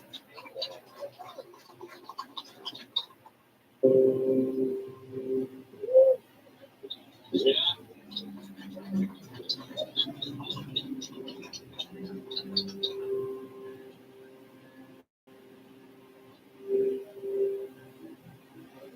That's a weakness. Many shipping companies rerouted cargo to other ports following the deadly collapse in March. It halted most maritime traffic through Baltimore's busy port as crews worked around the clock to clear an estimated 50,000 tons of fallen steel and concrete from the Patapsco River. The port, which processes more cars and farm equipment than any other in the country, is expected to be operating at normal capacity by mid-July. America's first news will be right back. Let's see, if something costs less, the people are happier with it. That sounds like something to look into, and that is Medishare. Maybe for switching to Medishare to pay for healthcare can save many families up to $500 a month. And that is huge. It's also true that people are way more satisfied with the new switch to. The member satisfaction rate for Medishare is double that of the typical health insurance plan. Double. Medishare works too. It's been around for 30 years. Members have shared more than $5 billion of each other's bills. People love having telehealth and huge nationwide PPO networks. So, yeah, really, you can save a ton, make it better. Imagine being happy with how you're taking care of your health care. So, if you're self-employed or part of the gig economy, and you just want a plan you're happy with, you can call right now to get a price within 2 minutes. So, see what you can save. This is a very, very smart use of 2 minutes. Here's the number you need. Call 855-SHARE-40. That's 855-SHARE 40. 855-SHARE-40. This is an urgent announcement for anyone that's $10,000 or more in debt. Before you make another minimum payment, you need to know there are special programs that can completely free you of your debt. Total Financial Freedom can help you become debt-free in months instead of years. Resolve your credit card debt, signature loans, department store cards, internet loans, and timeshares. Call Total Financial Freedom now at 800-878-6020 for a free consultation. For 16 years, Total Financial Freedom has helped thousands get out of debt. You can feel confident when calling because Total Financial Freedom is A+ rated by the Better Business Bureau. Battling for years and years, stuck in the endless cycle of minimum payments performance could take decades. You have the right to get that result and substantially reduce your monthly payments. Call Total Financial Freedom now at 800-878-6020. That's 800-878-6020. 800-878-6020. And good Thursday morning to you. It is Thursday. I'm looking all over the place. I almost said it was Wednesday. It's Thursday. Where am I at? All right, let's try that again. Producer Adam, take two. Hey, good Thursday morning to you. It is Thursday, June 13th. It is 30 minutes past the top of the hour, 7:30 a.m. My goodness gracious. There we go. And good morning to you, Lake of the Pines. Currently, it is 66 degrees where you're at right now. Looking for a high today. Very nice 88 degrees out there. All right, it is time for your daily dad jokes. That's right. Make you laugh, sigh. Most likely, you're going to roll your eyes at. But I think we got some good ones today. We got a plethora of jokes being sent in today. We've got. Here we go. We've got one from. Let me check the inbox here. You can send me yours live at KAHI.com. Dan G sent one in here today. What if soy milk is just regular milk introducing itself in Spanish?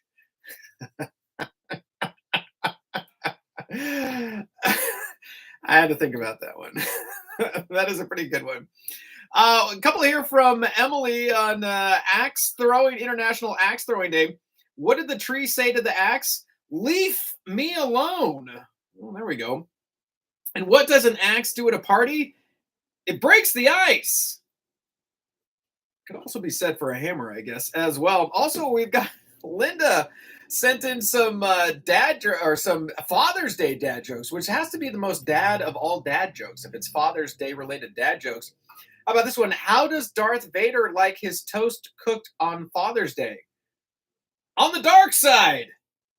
Oh my gosh. Here we go. How about another one? How did the dad and his kids watch the fishing show on Father's Day? They live streamed it. Oh my gosh. That's good. How did the celebrity dad keep his cool on Father's Day? He had many fans. There we go. Oh, I don't know. Yeah, all right, there we go. And there are your daily dad jokes for this Thursday, June 13th. Yeah, don't forget, Father's Day is this weekend, by the way. Still time to get him a tie or some socks or T-shirts. I don't know, whatever you're going to do. You can send me your jokes, as always, live at KAHI.com or call me 530-885-3565. Back with your KAHI weather from meteorologist Tim Root right after this.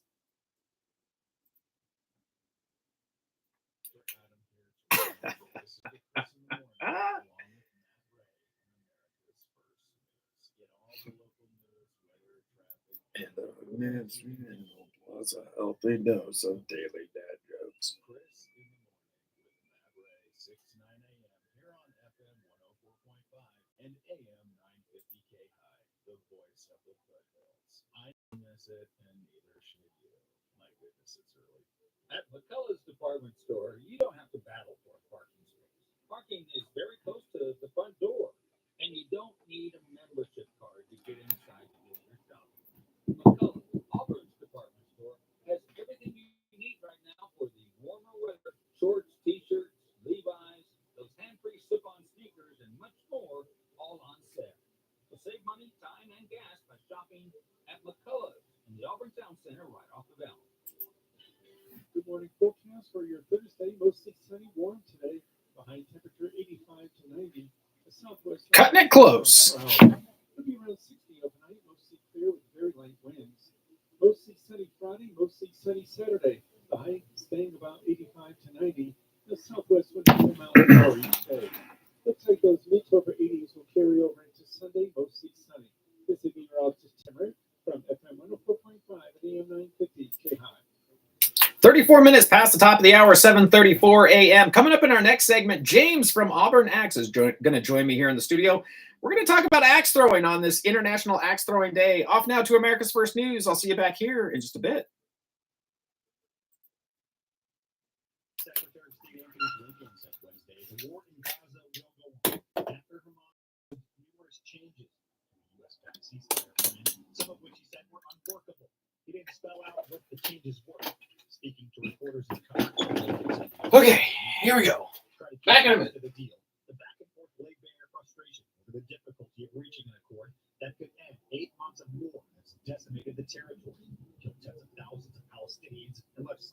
Israeli hostages still in militant captivity. But in the days ahead, we are going to continue to push on an urgent basis with our partners, with Qatar, with Egypt, to try to close this deal. Because we know it's in the interests of Israelis, Palestinians, the region, indeed, the entire world. And we all agree that the deal has to be grounded in principles, ceasefire proposal that the entire international community supports. I can't speak for Hamas or answer for Hamas. And ultimately, Yeah, how are you? Hey, I'm Chris. Hey, thanks for coming in, man. Yeah, looking forward to having a conversation here. Have you been here before? Have you done something like this before? Okay, well, we're just going to have a conversation. It's going to be super simple. So, yeah, this is the station. I mean, local KAHI. We're been around since. Oh, we're really? Oh, yeah, good. Oh, yeah. KVMR or NATO Secretary General Jens Stoltenberg. Anyway, yeah, this is it. Like, it's probably a pretty quick tour of the studio here, but yeah, we've got this is studio. It's of course to ensure that we provide the support to Ukraine as long as it takes. Again, super chill, super relaxed. So I'll just have you sit right about here. Okay. This will be your microphone, headphones here, so you can kind of hear everything. Okay. And we'll go. So like 7:45 is when we'll go on air. So we got a little bit of time yet. So but we'll just talk for probably about we'll probably talk for about 15 minutes or so. We'll break for commercial, so we'll just get to hang out. My wife told me, you gotta be excited and sell yourself, James. So if you catch me not doing that, I tend to not. My wife tells me, she's like, don't suck. Interview, do a good interview. No, but yeah, so we'll talk about it. Like, I'll give you chances to like, give us the address, give us the phone number. I've got the website pulled up here so we can do the website. But like, a couple times we'll have a chance to just do it. And like so I don't know if you heard me talking about it. Like, my wife and I, we've done it once before. Oh yeah. We haven't been to your guys' location. But I walked in and I'm like, this is a really interesting concept. We're putting everybody in an enclosed space, and we're giving them an axe, and we're just trusting that this is just all going to work out. So, I mean, I know safeties. I know you put safety, and there's like, you have to sign a disclaimer, a waiver, and all that stuff. So we'll talk about that. But like, just want to talk about like, hey, if I'm thinking to go, but like, I have concerns. Like, what is it with the alcohol? But then I don't know if you heard me talking. I'm like, but yeah, we go to a bowling alley and everybody's drinking and throwing a 15-pound rock around, and we're trusting that they're going to do that. So this isn't necessarily unprecedented. I think maybe it's just the different way of delivering that. But we'd love to talk about like walk me, like if I'm walking into the space, like just describe it to me as I'm walking in. Like, what are my options? Yeah. What can I do? So I want to talk about that. And then just would like to know, I've got a couple of questions on just like having a business here in Auburn and like how important it is to support our local businesses and stuff like that. Okay. So yeah, it'll just be a fun conversation. Okay. You might say something that, again, I'm like, oh my gosh, that's interesting. Let's talk about that. So we'll kind of go down there, but usually it goes by pretty quick. All right, no worries. All right, well, there's a couple of things that I wouldn't mind kind of throwing in there, but I want to be careful to take it away from axe throwing. Yeah. One, we're going to do a line dancing night. Love it. Because I have plenty of room. Yeah. And we're kind of slower during the summertime. Weeknights. I did. Okay. It's kind of fall. Awesome. And then I actually really had a good time. I had a company here locally. Well, I don't know if they're considered Auburn. Selby Soil. Okay. They're right down the road here. Okay. And they came in and did a 3-hour training. I opened up at 8 in the morning. They used my TVs, PowerPoint, and then they did 3 hours of axe throwing at the company building. Yeah. So I want to do that. Just, I don't know. Let's put it out there. I would like to mention it, but I want to make sure I don't like take away from the whole axe throwing idea. You know, whatever. I think that's a great idea to put that out there. If that's something you guys want to do. Kind of a local assembly. Anybody around who wants to, come in. Yeah, because people go to Top Golf for like stuff like that, and I mean, like, why not if people know about that, like do a team building thing, like hang out, especially if you can do like a presentation there, get out of your normal space. Yeah, that's a great idea. Doing the Marriott, conference room. Oh my gosh, I've been in so many of those. So I work for a company, fintech company locally here. So it is like a lot of conference rooms, or if you're going to, travel, it's just like, okay, can we get out of the normal, whatever it is, like boring space? So that's a great idea. So we can talk about that. I've got a couple questions here, just so there's no surprises. Is there anything like trivia? Like we won't go down there if you don't want to do that. Anything else that's kind of like let's not go there? Well, I mean, okay. I was surprised. I didn't know there was an Internet Extern Day. So Yeah. So watch this. Take a look at this. This is fun. So literally at grocery outlet, got this calendar for like a buck. And it like every day. So like it's like oh, so like my wife is a woman. Oh, okay. You just kind of like look out like, oh, it's a real good day, right? So it's kind of fun. It's like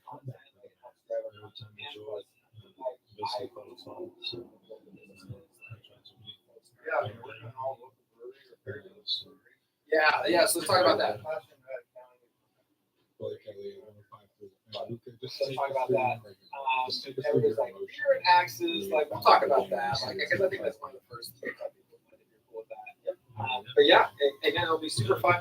I'm just gonna if restrooms right there. If you need to use the restroom, I'm just gonna use editing right here for just a minute or two. I'm gonna jump in there. Yeah, grab my drink. Yeah. Right now. That's what we talked about this evening after the game was just one possession at a time. Watch film tomorrow and get ready for Friday. We were trying to find someone to come off the bench and give us a spark. It doesn't always have to be someone make that shot. And I thought the guys that played tonight, helped us get the lead or get back into the game. When you look at some of the guys who played, we got good looks. Some of them made them, some of them didn't. But I thought the group that played there, once that third quarter, got away from us, it just showed the group kept playing. And I thought the line was great during the timeouts. He was still positive and telling guys that we can still get back into this. And it turns into a one possession game. But also just with the bodies that we were throwing out there, with just the fatigue, trying to get fresh legs and trying to keep everybody fresh. We knew it was going to be come down to the fourth quarter, and unfortunately we lost Luka there when he fouled out. Boston can win the series and break the tie with the Lakers for the most NBA championships with a victory Friday in Dallas. And Jerry West, the logo, was an NBA and Olympic champion as a player, a champion as an executive, somebody selected to be enshrined by the Naismith Memorial Basketball Hall of Fame 3 times. West died on Wednesday at the age of 86. Nicknamed Mr. Clutch for his late game exploits as a player, he went into the Hall of Fame as a player in 1980, again as a member of the gold medal winning 1960 Olympic team in 2010. And he'll be enshrined for a 3rd time this year as a contributor. And NBA Commissioner Adam Silver called West one of the greatest executives in sports history. I got to sit next to West as a kid at a scouting event, and he took the time to discuss the differences at that time between the newly built Salt Palace in Utah and America West Arena in Phoenix. Didn't have to take the time to make a kid feel special that day, but Mr. West did it anyway. You can always reach out to me anytime across the board on social media at Matt Ray Talk. More on the way on this Thursday morning. You're listening to America's First News. In 2024, the American Heart Association celebrates 100 years of life-saving service as the world's leading nonprofit organization focused on heart and brain health. Heart disease still kills more people in the United States each year than all types of cancer combined, but more than half of Americans are unaware of this fact, according to a recent Harris Poll survey conducted for the American Heart Association. However, the majority of heart disease is preventable. New research All right, here we go. diagnosis and treatment of heart disease. We got about 30 seconds here. So yeah, headphones on, microphone probably just about that far from the mouth, and yeah, we're gonna have a lot of fun here. To learn more about the American Heart Association Century of There we Service go, and Placerville. visit heart.org. Okay. This is like a little countdown timer, so like it triggers off of the computer here. And good Thursday morning to you. It is Thursday, June 13th. It is 15 minutes to the top of the hour, 7:45 a.m. And hey, good morning to you, Placerville. Currently, it is 68 degrees where you're at right now. Looking for a high today of 87 degrees. Gang, we've got a good day in store. It's been a good day so far, but we've got James from Auburn Axe in the building. James, good morning. How are you? Good morning. Pleasure to be here.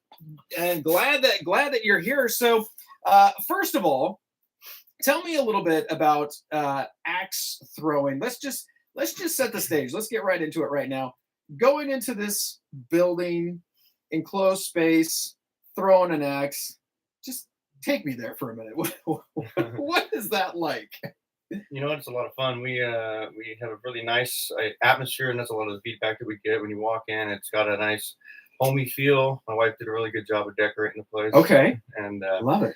When you first come in, we've got our beer bar, if you will, and where you sign up, and we're doing a lot of local brews there. And then what we have is 8 lanes. Okay, they're about 12 feet deep. They're all fenced off, caged off from each other. And then we have projected images so that when you walk in, we kind of keep the place kind of dim. Yeah. Because it's all projected images, and there's about 10 games that you can play other than just your standard throwing at an axe target. Okay. Yeah. Kind of like a bullseye type target. Yeah, exactly. Yeah. Okay. All right. So what led you to this having an axe throwing? Is this a franchise? Is it just something that you guys are like, this is a great idea, we're going to do this? Well, yeah, I grew up in construction, so I've been a builder my whole life. Okay. And and then I did work for the fire service for a little bit, but I've always done construction on the side. Yeah. And me and my wife at that point in our life were thinking like, we need to think of something else. I'm tired of doing construction on my days off. Right. You know? Yeah. So we went axe throwing with some friends in like 2020, and for a birthday. And Okay. I'm like, I can build this. So we jumped. I love it. So now, as having a business like this, obviously it's not your normal run of the mill. You're going in and playing mini golf, right? You've got different recreation goes. What did you have to go through? Did you have to get certified in anything? Did you have to what did you have to do to open a space like this? Frankly, it wasn't the first one done in Placer County. Okay. So Placer County was familiar with it as far as what was required. There was no training that I needed to do. I was able to just get some plans drawn up. Yeah. I looked into it myself as far as what kind of lane width do I need, Yeah. what kind of depth do I need. Now, our place isn't exactly, as they call it, Waddle certified, which is World Axe Throwing League. Okay. Mainly because what we've done is I've done in-grain wood targets, which are a little bit easier for people to stick than the standard, tournament style. So we're not throwing against a sheet of plywood then? Mm-hmm. That's okay, because I saw in grain. Actually, I was looking at the website there, and it said in grain. So yeah, tell me a little bit about that. What does that mean? So I got a buddy that mills ponderosa pine for me. Okay. And then I take it home and I get it in, like 6x6 beams. Yeah. And I take it home, cut it up myself, and put about a 5-inch deep bundle of blocks together so I can change them out individually. And you're thrown into the end grain, which means you've got multiple facets of grain direction versus vertical grain only. It's a little bit easier. And so people have a lot more fun and more successful. Okay. That's what I noticed when I went and did it. That the end grain is way easier for people to be successful. So that's what I want. Okay. No one wants to go throw something for an hour and only stick it twice. Yeah. That seems kind of defeats the purpose. It's almost like a carnival game at that point. Exactly. Where you're like, there's no winning here. I can't. And that's what I didn't want. Yeah. And we spend a lot of time instructing people as well. So definitely come in and butt in like you're going wrong. Okay, and I want to get into that in here in just a minute. But when you're talking about the wood there that is being thrown in, what is the average lifespan of that hanging out there? Is that something you got to replace frequently, or depending on how many times people are hitting the target? Absolutely. It's cyclical, honestly. Okay. During the cold months, so early fall, late fall, early spring. That's our busy time. Okay. Because people are getting in and out of the rain. It's cold. There's not a whole lot to do outside. And once a month. Okay. Now, they last pretty long. Okay. And then during the summertime, we do slow down. People are outdoors. Yeah. Going on vacation. Yeah. 2 months. Okay. Yeah. Okay.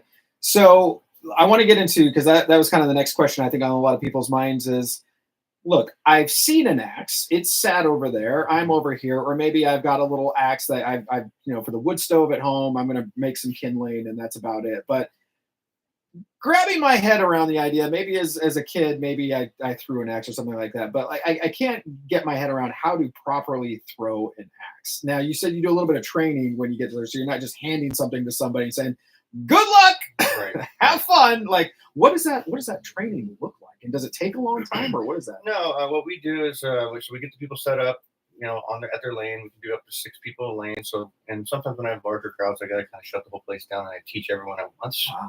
And so, if I've got 3 or 4 couple reservations coming in at the same time, I'll just be like, "All right, folks." And what I do is I go over different stances and how you finish your throw. Okay. I'm gonna use the term of throwing a dart. Follow the axe, rather than try to flip it. The axe flips for itself, and so I go through not only these stances, but the distance you need to throw from, because they're only getting one rotation, and it's about 12 feet away. So highlight the distance, highlight the finish of your throw, show them different ways to do it. Yeah. And I feel like, honestly, even by the end of the day, I have an 80-90% success rate where people are doing it. No, that's fantastic. And I'm looking at the website here, and if folks are curious, it's auburnaxethrowing.com. And where are you guys located again?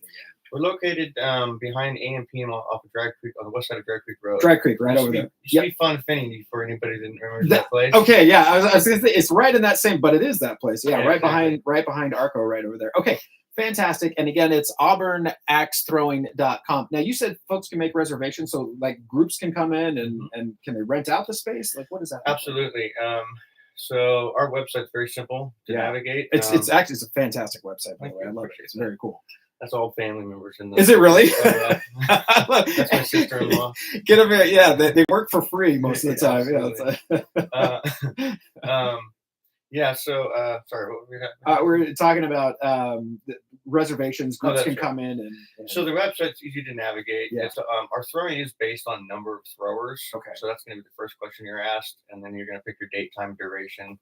60 minutes, 90 minutes, 120 minutes. Okay. We do give discounts for larger groups. Okay.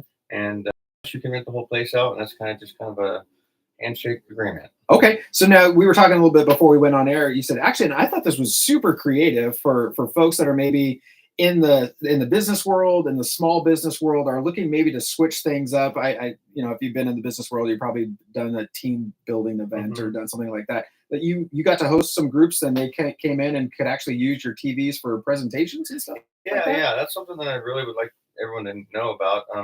It's just not your local Marriott conference room. We have a nice facility. Oh my gosh, that's fantastic. Good air conditioning.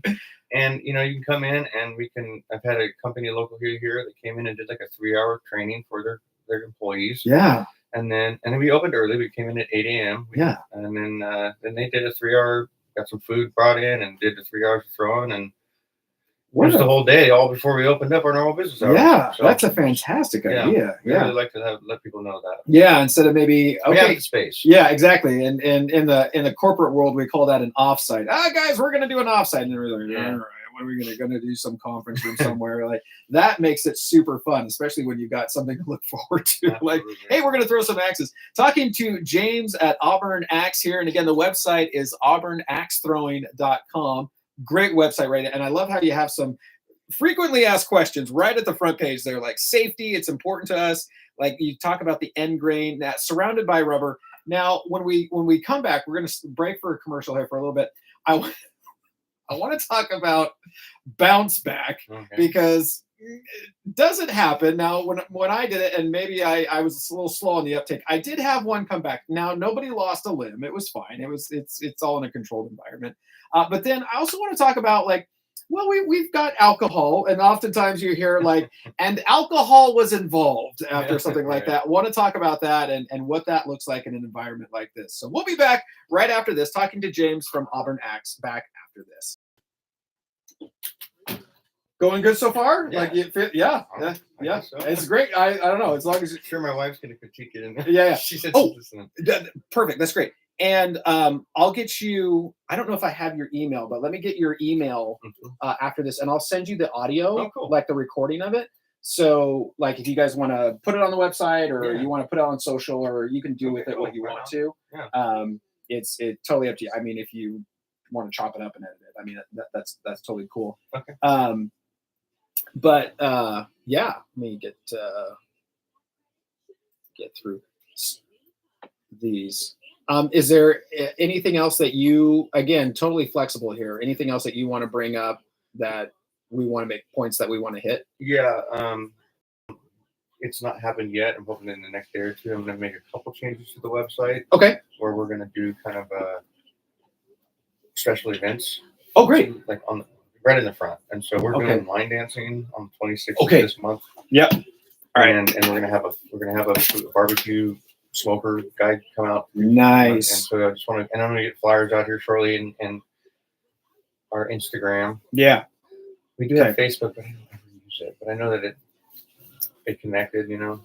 Yeah, well, we'll talk about again. We'll plug the website. I'll have you say the location a couple times. Phone number, like we'll put out the phone number if people want to make a reservation or something like that. Yeah. Assuming you got the phone number handy. I do. Okay, good. Sometimes I ask people the phone number and people I get this blank stare in the face like, I know the website. I can't remember the phone number. I had to look it up. Okay, yeah. 820-3391. I know, like so I work for this company, Nitrogen. I'm like, I can tell you the website. I can't tell you the phone number if you're going to call us. So, okay, cool. We got. And you said something about wanting to talk about beer and. Yeah, having the beer. So let's talk about the local beer. Like we've got local beers here, and like, do you cut people off? Is it kind of like what does that look like? Because I think people just want to be reassured, like this is a safe environment. Okay, like, well, then there's a lot to do with our hours. I did that on purpose. Okay, good. I did not want to be a bar. Beautiful. Okay, we'll talk about that. And I know you got, and we'll talk about like there's a waiver that you got to sign. Like I think you got to show ID when you come in. So like there's checks and balances. Absolutely. There. It's not like we're just letting people just randomly come in here. Cool. Awesome. All right. So we've got about a minute here. Okay. We'll probably at the top of the hour. So like at 8, I'm gonna pause this for a little bit because it does this like top of the hour station identification thing. And then we'll just jump right back in, and we'll probably go till about 8:06, and then I'll throw it back to the national news. But that should be the plan. So if I kind of jump in real quick, I'm like, all right, we're gonna pause, and that way it keeps the recording on track. Perfect. All right. Okay. Here we go. We got about 20 seconds.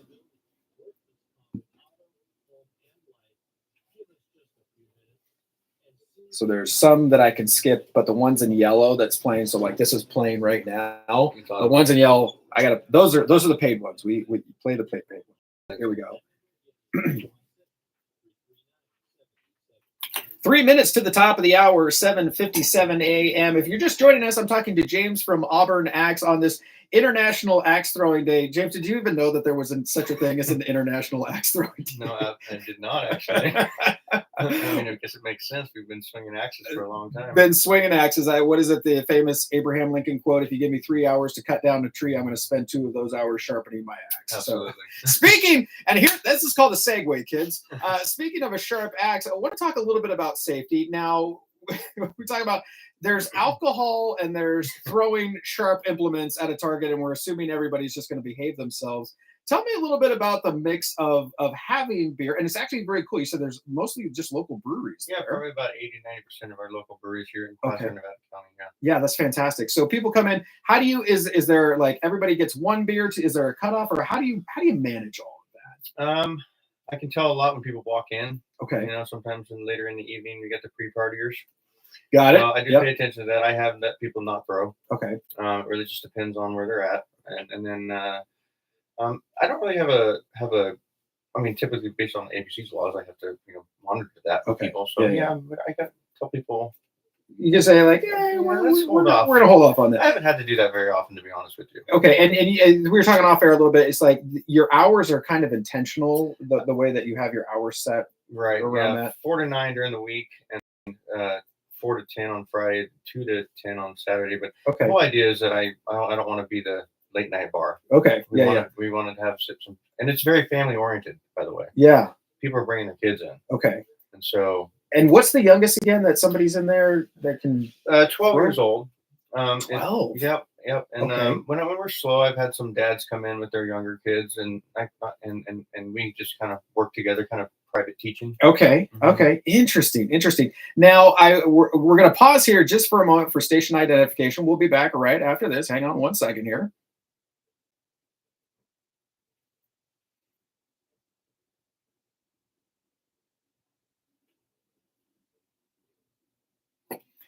Okay, there we go. Got that out of the way.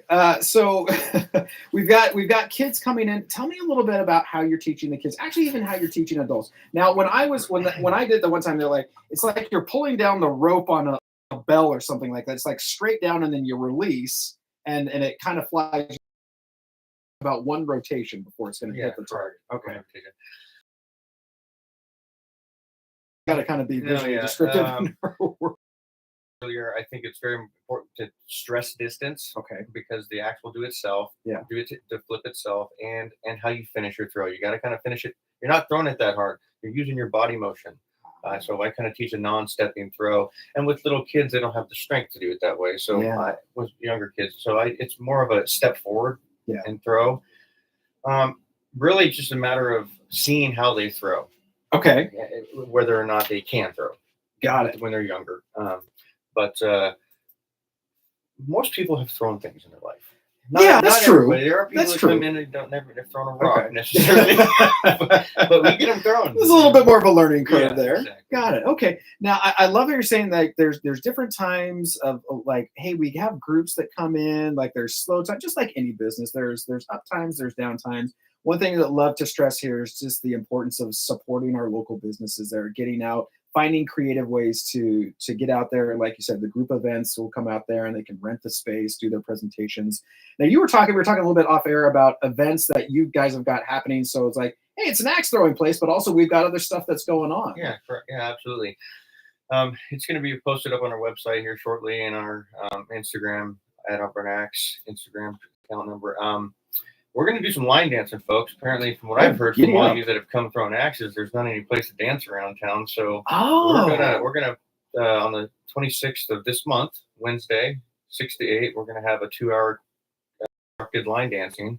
Oh, cool. We're gonna put about 4 of our lanes away so we can create a little more room. But might have some people throwing axes, but come in.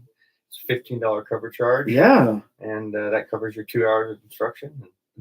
So that's fantastic. Okay, so when is the date on that again? It's June 26th. Okay. Wednesday, 6 to 8. And we're gonna have a food truck. Well, not a food truck. We're actually gonna have a guy doing like smoked meat sandwiches from chicken to tri-tip. Oh my gosh! So you come in, get yourself some food. Yeah. And then just line dancing and check out our axe throwing facility. We do have steel darts, by the way, too. Oh, okay. Oh, all right. Let's talk a little bit about that. Is that just like regular darts, or is that a different form of regular darts? Okay. So we got a wall with 3 dart lanes, and we've got people that actually come in just to throw darts because they can't find anywhere else to do it around town. Okay, interesting. Okay, and tell me again, as folks are asking, like when I come in, I'm signing a waiver, right? So obviously that's smart that we're doing that.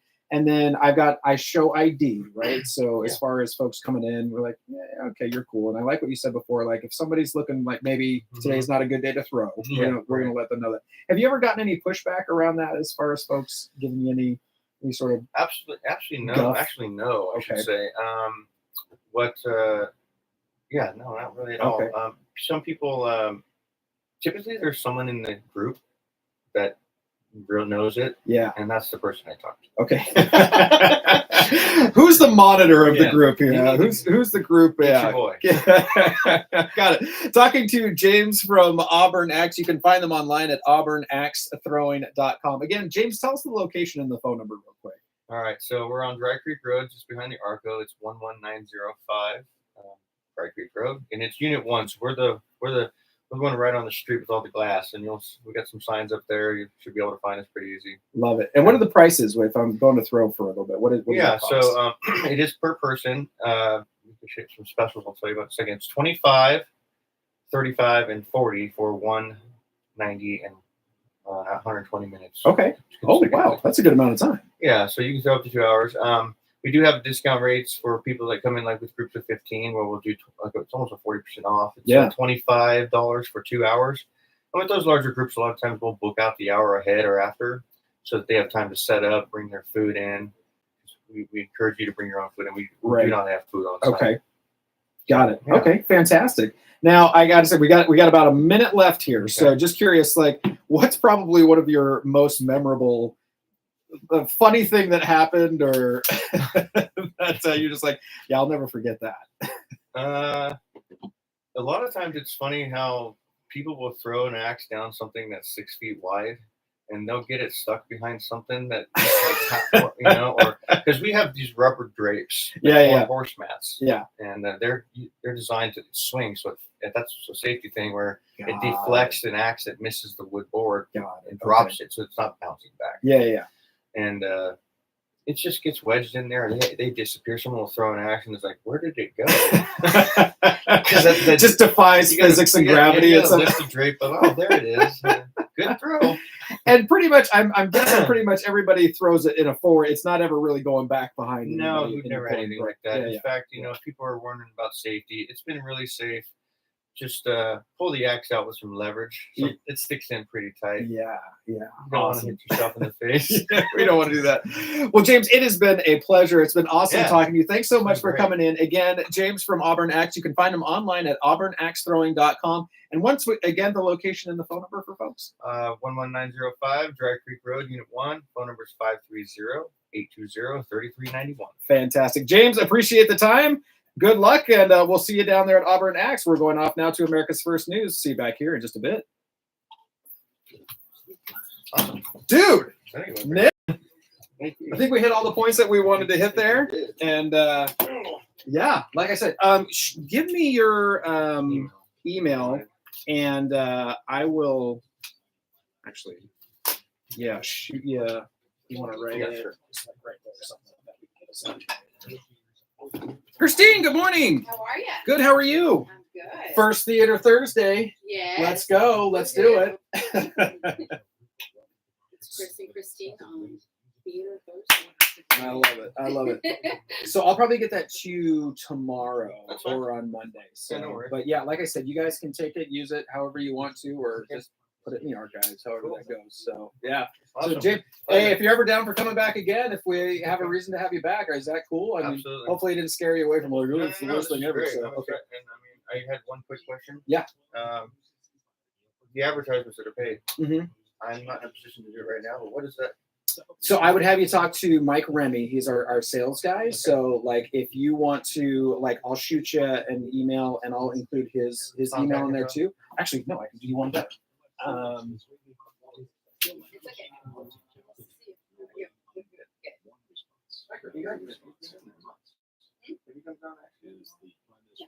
I thought all right, cool. So yeah, he can talk to you about all the rates and all that. But yeah.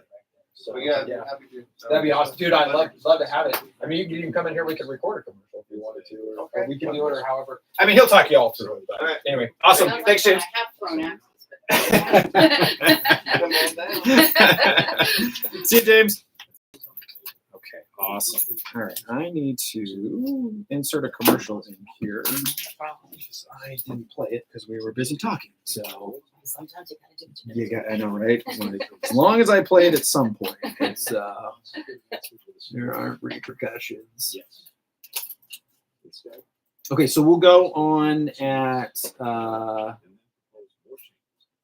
get that out of there. Okay, so we will go on at 8:14. So we got a couple minutes here, and then we'll go for. Let's see, this is a 5-minute segment. 5 minutes.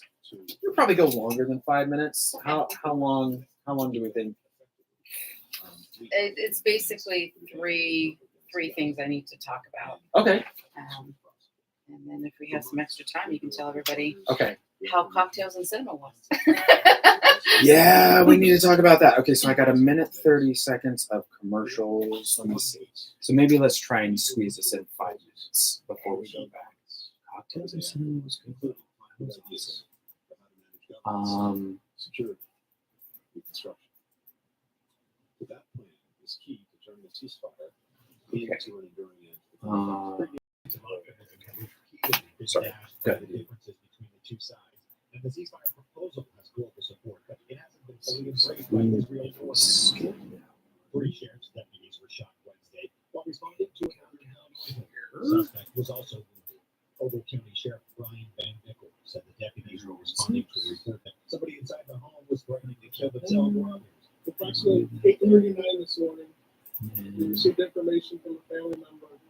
I'm going to have to hit that minute commercial. Okay, so let's see if we can get it in 4 minutes. Okay. We'll do 4 minutes. Okay. Because I've got suicide and homicide.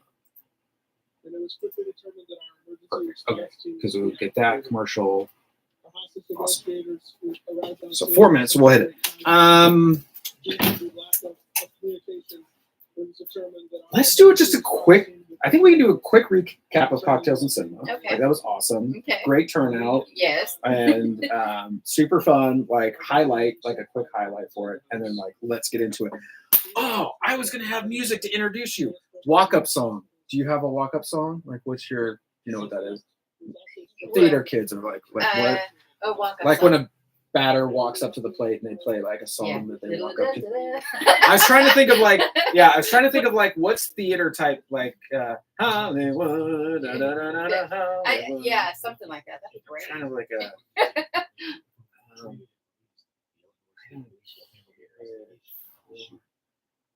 The man charged with murder and kidnapping after a bus was hijacked in Atlanta this week was interviewed first by local media. what's the Hollywood song? Jeez. 39-year-old Joseph Greer told WXIA of Atlanta he saw the shooting at the Peachtree Center Mall. He was arrested hours later. I would like that. See, I have to have a computer in front of me. I know. I'm trying to think of like. I just type it. And also arrived about 1 minute later when he confronted the perpetrator that then forced the bus driver to drive off. Our initial call was of a gunman on the bus. I think this is. No, that's cool. This is.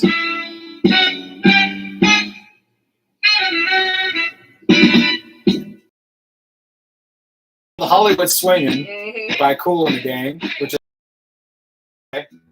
I love it. Okay. All right, what time are we at? 12? Okay, we got 2 minutes here. It's so funny because everything is so like timed and precise doing this, and then like for my day job, like I'll do like a training or something like that. And I'm like looking at the time, like, we have 10 seconds left. Like we gotta I'm like still in like radio mode. I'm like, oh no, we gotta finish it. We only have 30 seconds till the top of the hour.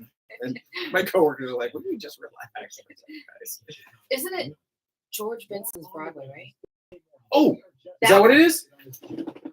George Benson's Broadway? I think it's George Benson. Okay. They say the neon lights are on.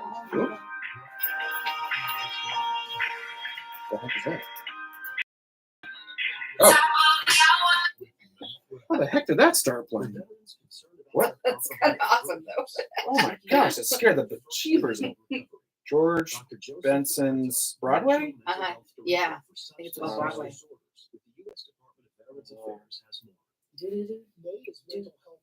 On Broadway? On Broadway. Oh, on Broadway. Yeah. Yes. Yes. Yes, that's it. Okay, I love it. Nailed it. Okay, here we go. Okay. 30 seconds. Okay, if you want to put the headphones on, you can. If not, yeah. Feel free to skip it. Okay. Who are we going to shout out? We'll shout out. Man, I have never had my phone start playing like that before. Have a little thing what's on going it. on there? Yeah, I don't know what's going on there. All right.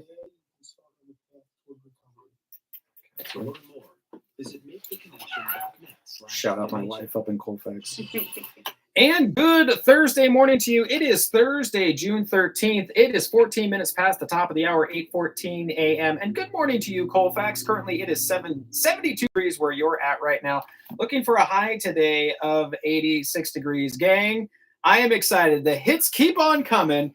We're starting a little thing called Theater Thursdays. Christine from house manager at the Auburn State Theater, not stage manager, like I said the other day, house manager. There we go. That is a whole different ball game that you got there. Good morning. How are you? I am great. Okay. Well, we've got about 4 minutes here. We're going to do some updates of what's going on at the State Theater, but quick Cocktails and Cinema Saturday. Yes. Huge job. You guys crushed it. Nailed it. We love to hear that. Favorite moment from the evening? Favorite moment from Or standout moment? Well, actually being able to see you and your lovely wife was great. We had a blast. And then what's kind of funny is after it all ended and we were kind of cleaning up, we're like, Yep, this was good. Yeah. it was Let's do very it again, good. Same time next year. Right, and it was good. And I've talked about it a couple times on air, like to be able to see the extent of actually what happened with the ceiling coming down, and like the progress that you guys have made in there, and where everybody's pulling. Like it's our local theater. This is a historic landmark, so excited for folks to be able to support that. And I know we're getting close. We're getting closer. There's still some work to do, but reminding folks that we're getting close. The audible gasp when those pictures came up was interesting. Necks were craned to look at the screen to see what was going on. Okay, so speaking of that, we've got some events coming up. Let's talk about what's coming up here. Oh, what is coming up is we have History Expeditions Presents. This is actually this Friday, so tomorrow at 7 p.m. at Oddfellows Lodge. And we have done these series before. Where last one was Snowshoe Johnson. Yeah. And this particular company is going to talk about their all around what they do with history expeditions. Now that's Bob and Tim, and that is Bob Crowley and Tim Tweetmeyer. Exactly. And yeah, they've done a lot of stuff. And this particular lecture is about the Western States Trail, also locally known as the Tevis Trail, which is very soon. Anyway, so they're going to be talking about their experiences on that trail. So I'm sure people will love that. Come on down and listen to that. Yeah. Deep history here. Deep history. Right, with the Western States and Tevis and exactly. Gracious sakes. Yeah. Exactly. Yeah, fantastic. And then on Sunday, we are playing 616 Wilford Lane. Mark S. Allen from ABC 10 basically produced and co-directed this particular movie. So for Father's Day, come and watch a thriller. We love this. Well, and a lot of that was some of it was shot around in Auburn. That is correct. Yeah. So you'll get to see all these great shots from Auburn. Do we know when they filmed it? Was it recently? I mean, obviously there was a lot of post production. I actually think it was about 5 years ago. Oh, was it really? I don't have that right in my thing. Does it say the genre? What's the genre that we're? This genre is a thriller. Oh, thriller. Yeah. Okay. Yeah. Fantastic. So it's kind of fun. Yeah. It's great for Father's Day. I love it. You're going to see a strong father in action. We all love this, right? And then on June 20th, we are showing Radical Wolf, which is essentially about Thomas Wolfe, Washington Post, signature white suit reporter. So you're going to love these shows. We hope you come on down. They're all going to be shown at Oddfellows Lodge, number 7 at 1226 and a half Lincoln Way. I love that. I love when you're calling it out. It's like almost like the Harry Potter station, like on the train station there. Exactly. And if folks getting tickets, is it just on the tickets? Is it on the website? So folks call in? You can go to the website, which is Auburn State Theater, and remember theater spelled the fancy way, which is THEATRE. Pinkies in the air, people. Exactly. .org. You can call 530-885-0156. Or you can also buy tickets at the door there. So any of those ways is possible. Now, let's get into it here for just a little bit. I have some questions for you. Now, when it comes to selecting the films or the groups that come in, do you have people reaching out to you, or is there a committee that selects those? How do these get picked? So it's a little of all of that. We do have a film committee of basically community members who come here once a month, have a meeting, try to get movies that we think would go well for the community here. Yeah. In this particular case for 616, Marcus Allen was like, hey, I want to help the theater restoration. So let's do my movie and, we'll go from there. Oh, by the way, for that particular show, Mark S. Allen is going to be there, and there is going to be a Q&A after the movie. Oh, very cool. So I'm sure people might want to come and see that at least. Fantastic. And where's that playing again? It's at the Oddfellows Lodge. It's at the Oddfellows Lodge. I'm just trying to get you to say the address again. Lincoln Way. The movies, there's a committee that picks them, and obviously they're gonna. How do you get them? How do you get a hold of them? Do you have to pay rights for the if you're a theater group, you have to pay rights for the production and all that? Is it the same with a movie if you're showing it locally? What is that? Yeah, What does that look like? basically you still have to pay royalties. There Okay. are a few different. Basically, there's royalty houses for films. Yeah. And so you go to those royalty houses. Some particular films aren't necessarily with that royalty house, so you have to find out who, who represents that particular movie and go after that. But we do have a relationship with one house in particular, and then some of the other movies you have to go to other places. Mhm. So Okay. Now we live in a very digital age. Mhm. So is it the way, like, you're not getting like rolls of film, I'm assuming, anymore? We're not like loading them up on an actual projector. Is a lot of that we get it? Is it a digital access to it now, or is it certain a movies physical are thing? certain movies are digital, and then there are times it's just easier to actually have a Blu-ray or a Okay. DVD. Sure, And so sure. we're playing it through a projector system. on Yeah, that. yeah. But often it's movies that aren't commonly available, or like it's a locally produced movie. So Correct. obviously there's the advantage of that. Now, when it comes to, I know part of the experience is going out. Part of the experience is being local. It's the community. It's that aspect. I know when I go to a movie, like I know it's not going to be in IMAX. Like I get it. Like the sound isn't like 5.1 probably, but like what is it from like a sound experience? This is the technical geek theater, geek coming out of me here. Like for the sound, is there anything extra that you guys do for the sound for the movie? And again, I know it's not in the theater right now, so we're having to adjust. What does that look like? We have some pretty good equipment. Yeah. And we have a great tech person. Yeah. Deborah. She's a goddess. Right. Well, and I think maybe that's all for me to say is like the unsung heroes of the folks that you don't see that put all of that together to make that experience something that's special when you go out and take a look at that. Right. That's great. Okay. Yeah. So what's a favorite movie that you guys have played or event that you get besides Cocktails and Cinema, or maybe group that came in this year? Because I'm genuinely sad. I think I mentioned to you the other day, my son and I are watching a documentary on the Beach Boys. Well, we finished it actually on the Beach Boys, and found out about the Wrecking Crew. This group of studio musicians back in the day played with so many famous names. And I think maybe it was the end of last year, there was a documentary that was played on the Wrecking Crew. I'm like, son of a gun! I should have seen that. So I kind of wish I would have seen that, and maybe it'll come back around again. Any standouts for you in the last couple of months? Like, boy, if we could play that one again, I'd love to have that one come through again. Muscle Shoals was actually pretty good. Okay. And coming up, we actually, and this is in August, we have Sound City with David Grohl actually created a sound studio. Okay. So it's about his studio, who came through there. I'm actually really looking forward to that. Okay. Oh, Dave Grohl, like Foo Fighters, Dave Grohl. Yeah. Like Nirvana drummer, Dave Grohl. There we go. Man, that guy. That's an interesting guy. If you've ever seen some stuff on him. Exactly.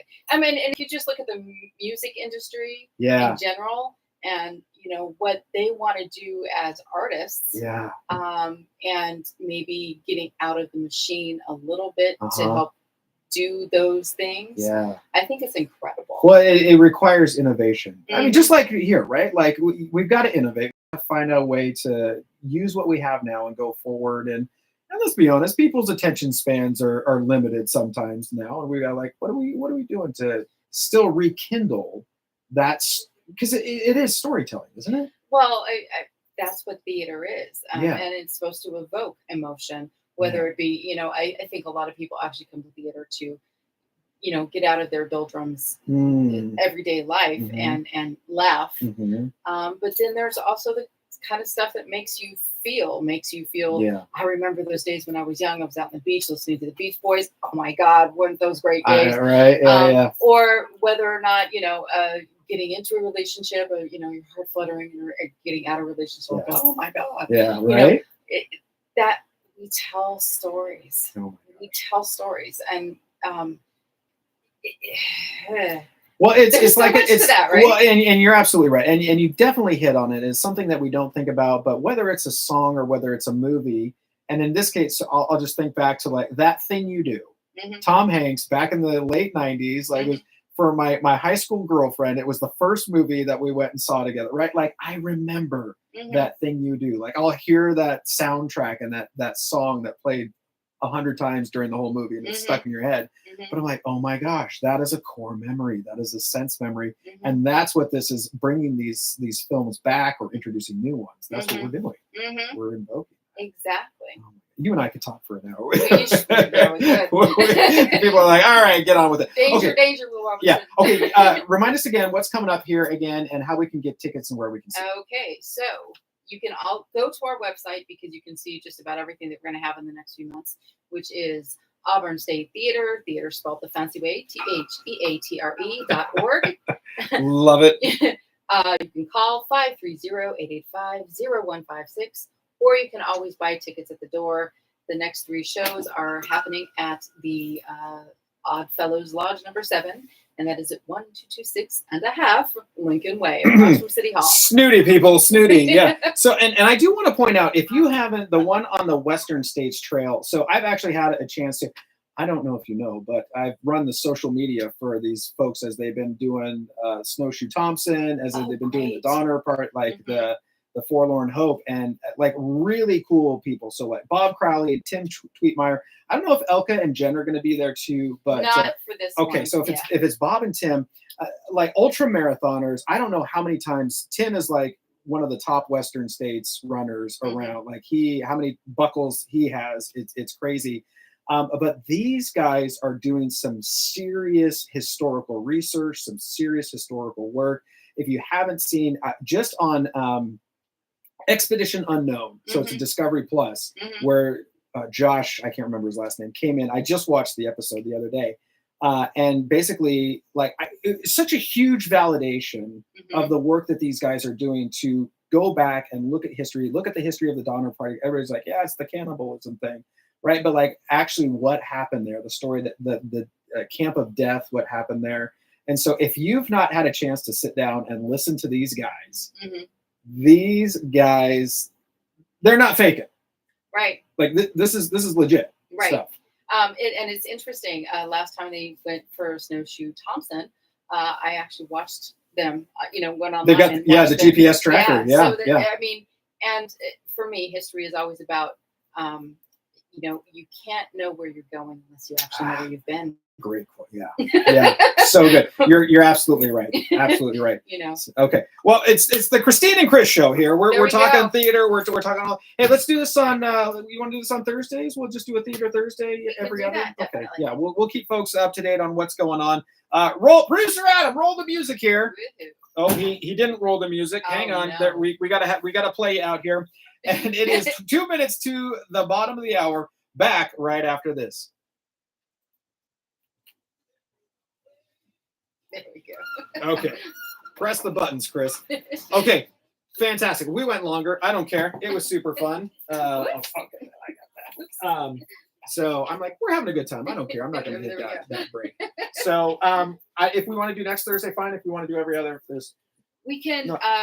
I thought you were gone next Thursday. Oh, I'm gone next Thursday. Yeah, sorry. Yep, I'm gone next Thursday. I'll be back the Thursday after that. So yeah, let's plan. We'll email. Okay, we'll go back and forth there. So great. Awesome. Yay. There's so much fun. A couple of theater kids just talking shop. Like that's a good day. In my opinion. So have a beautiful rest of your day. You do the same. Okay, I'll talk to you later. Okay.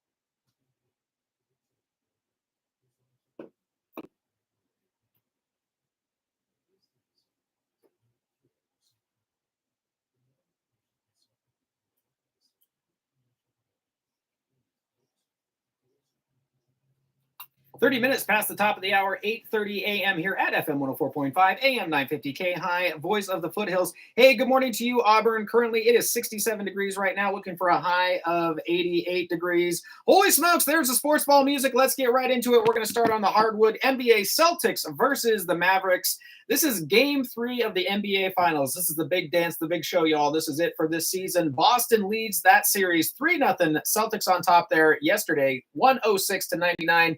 NHL Stanley Cup. It's the big one. It's the big finals. It's the big dance there on the ice. Game is tonight. Panthers versus the Oilers. Florida leads that one 2-0. Yeah, there's a hockey team in Florida. Did you know that? All right, here we go over to the MLB. These played yesterday. They wrapped up their series against the San Diego Padres. Padres walk it off again. They are on top there. Win that one 5-4. Close out that series. A's are starting the series with Minnesota today. That's an away series. There's going to be 4 games there. We've got radio start time today, 4 p.m. and first pitch is at 4:40 p.m. this afternoon. So afternoon game, radio start time here on KAHI. Catch all of the action starting at 4 o'clock. Giants, good day for Giants fans. 1, because the Giants beat the Astros. There we go, 5-3. And 2, because the Rangers beat the Dodgers there. Texas on top of LA Dodgers there. They win that one 3-2. White Sox versus the Mariners. Mariners on top there 2-1. Diamondbacks versus the Angels. Angels decidedly walk away with that one 8-3. Yankees versus the Royals. Yankees are like, yeah, we'll take this one. They win that one 11-5. And hey, how about for grins and giggles? The Cubbies versus the Tampa Bay Rays. Cubbies on top there. They win that one 4-3. Back with your KAHI weather right after this.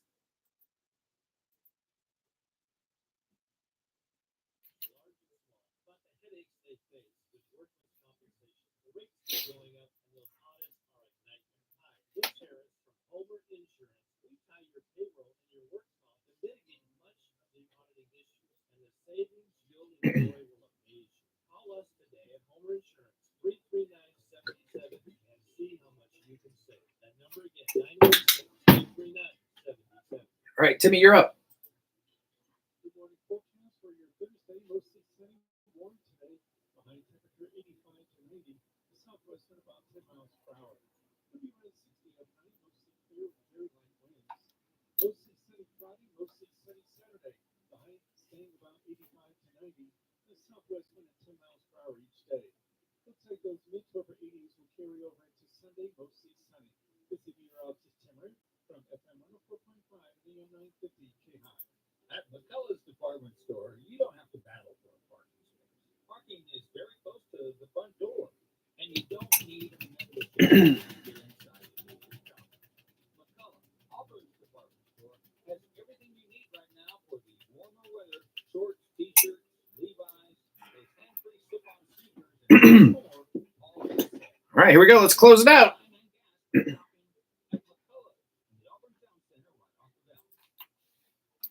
33 minutes past the top of the hour, 8:33 a.m. Hey, my thanks to James at Auburn Axe for coming in, talking a little bit about his business, what they're doing over there at Auburn Axe. You can find out more at auburnaxethrowing.com, auburnaxethrowing.com on this International Axe Throwing Day. Throw responsibly, people. Also, Christine over at the Auburn State Theater coming in, talking about what's going on. Fantastic day, packed day. And until we meet again tomorrow, as always, remember to be kind, be honest, be yourself. And remember, you can't hate somebody if you're hugging them. Have a fantastic rest of your day. I will see you back here early tomorrow morning. Off now to America's First News. Boy, that 3 hours goes by quick. It's fun.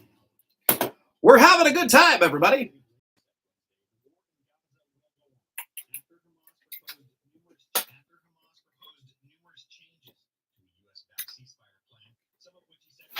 Okay. Here, don't forget to send James his audio.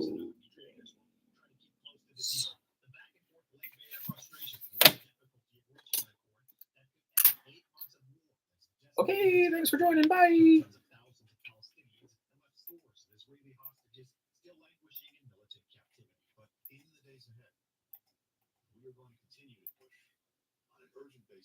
With our partners, with Qatar. this deal because we know it's in the interests of Israelis, Palestinians, the region, indeed, the entire world.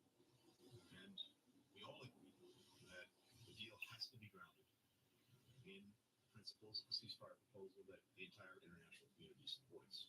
I can't speak for Hamas or answer for Hamas. Ultimately, it may not be the path that Hamas wants to pursue, but Hamas cannot and will not be allowed to decide the future for this region and its people. Previous moments of optimism have been repeatedly dashed by the differences between the two sides. The ceasefire proposal has global support, but hasn't been fully embraced by either side. NATO's Eastern flank leaders will have a more coordinated approach towards supporting Ukraine after gaps and delays last winter. NATO Secretary General Jens Stoltenberg made the remarks this week ahead of a meeting of the Bucharest Nine, a group of European countries on the eastern edge of NATO. The most urgent task is, of course, to ensure that we provide the support to Ukraine for as long as it takes. Okay, here we go. Maybe I didn't end it. Whoops.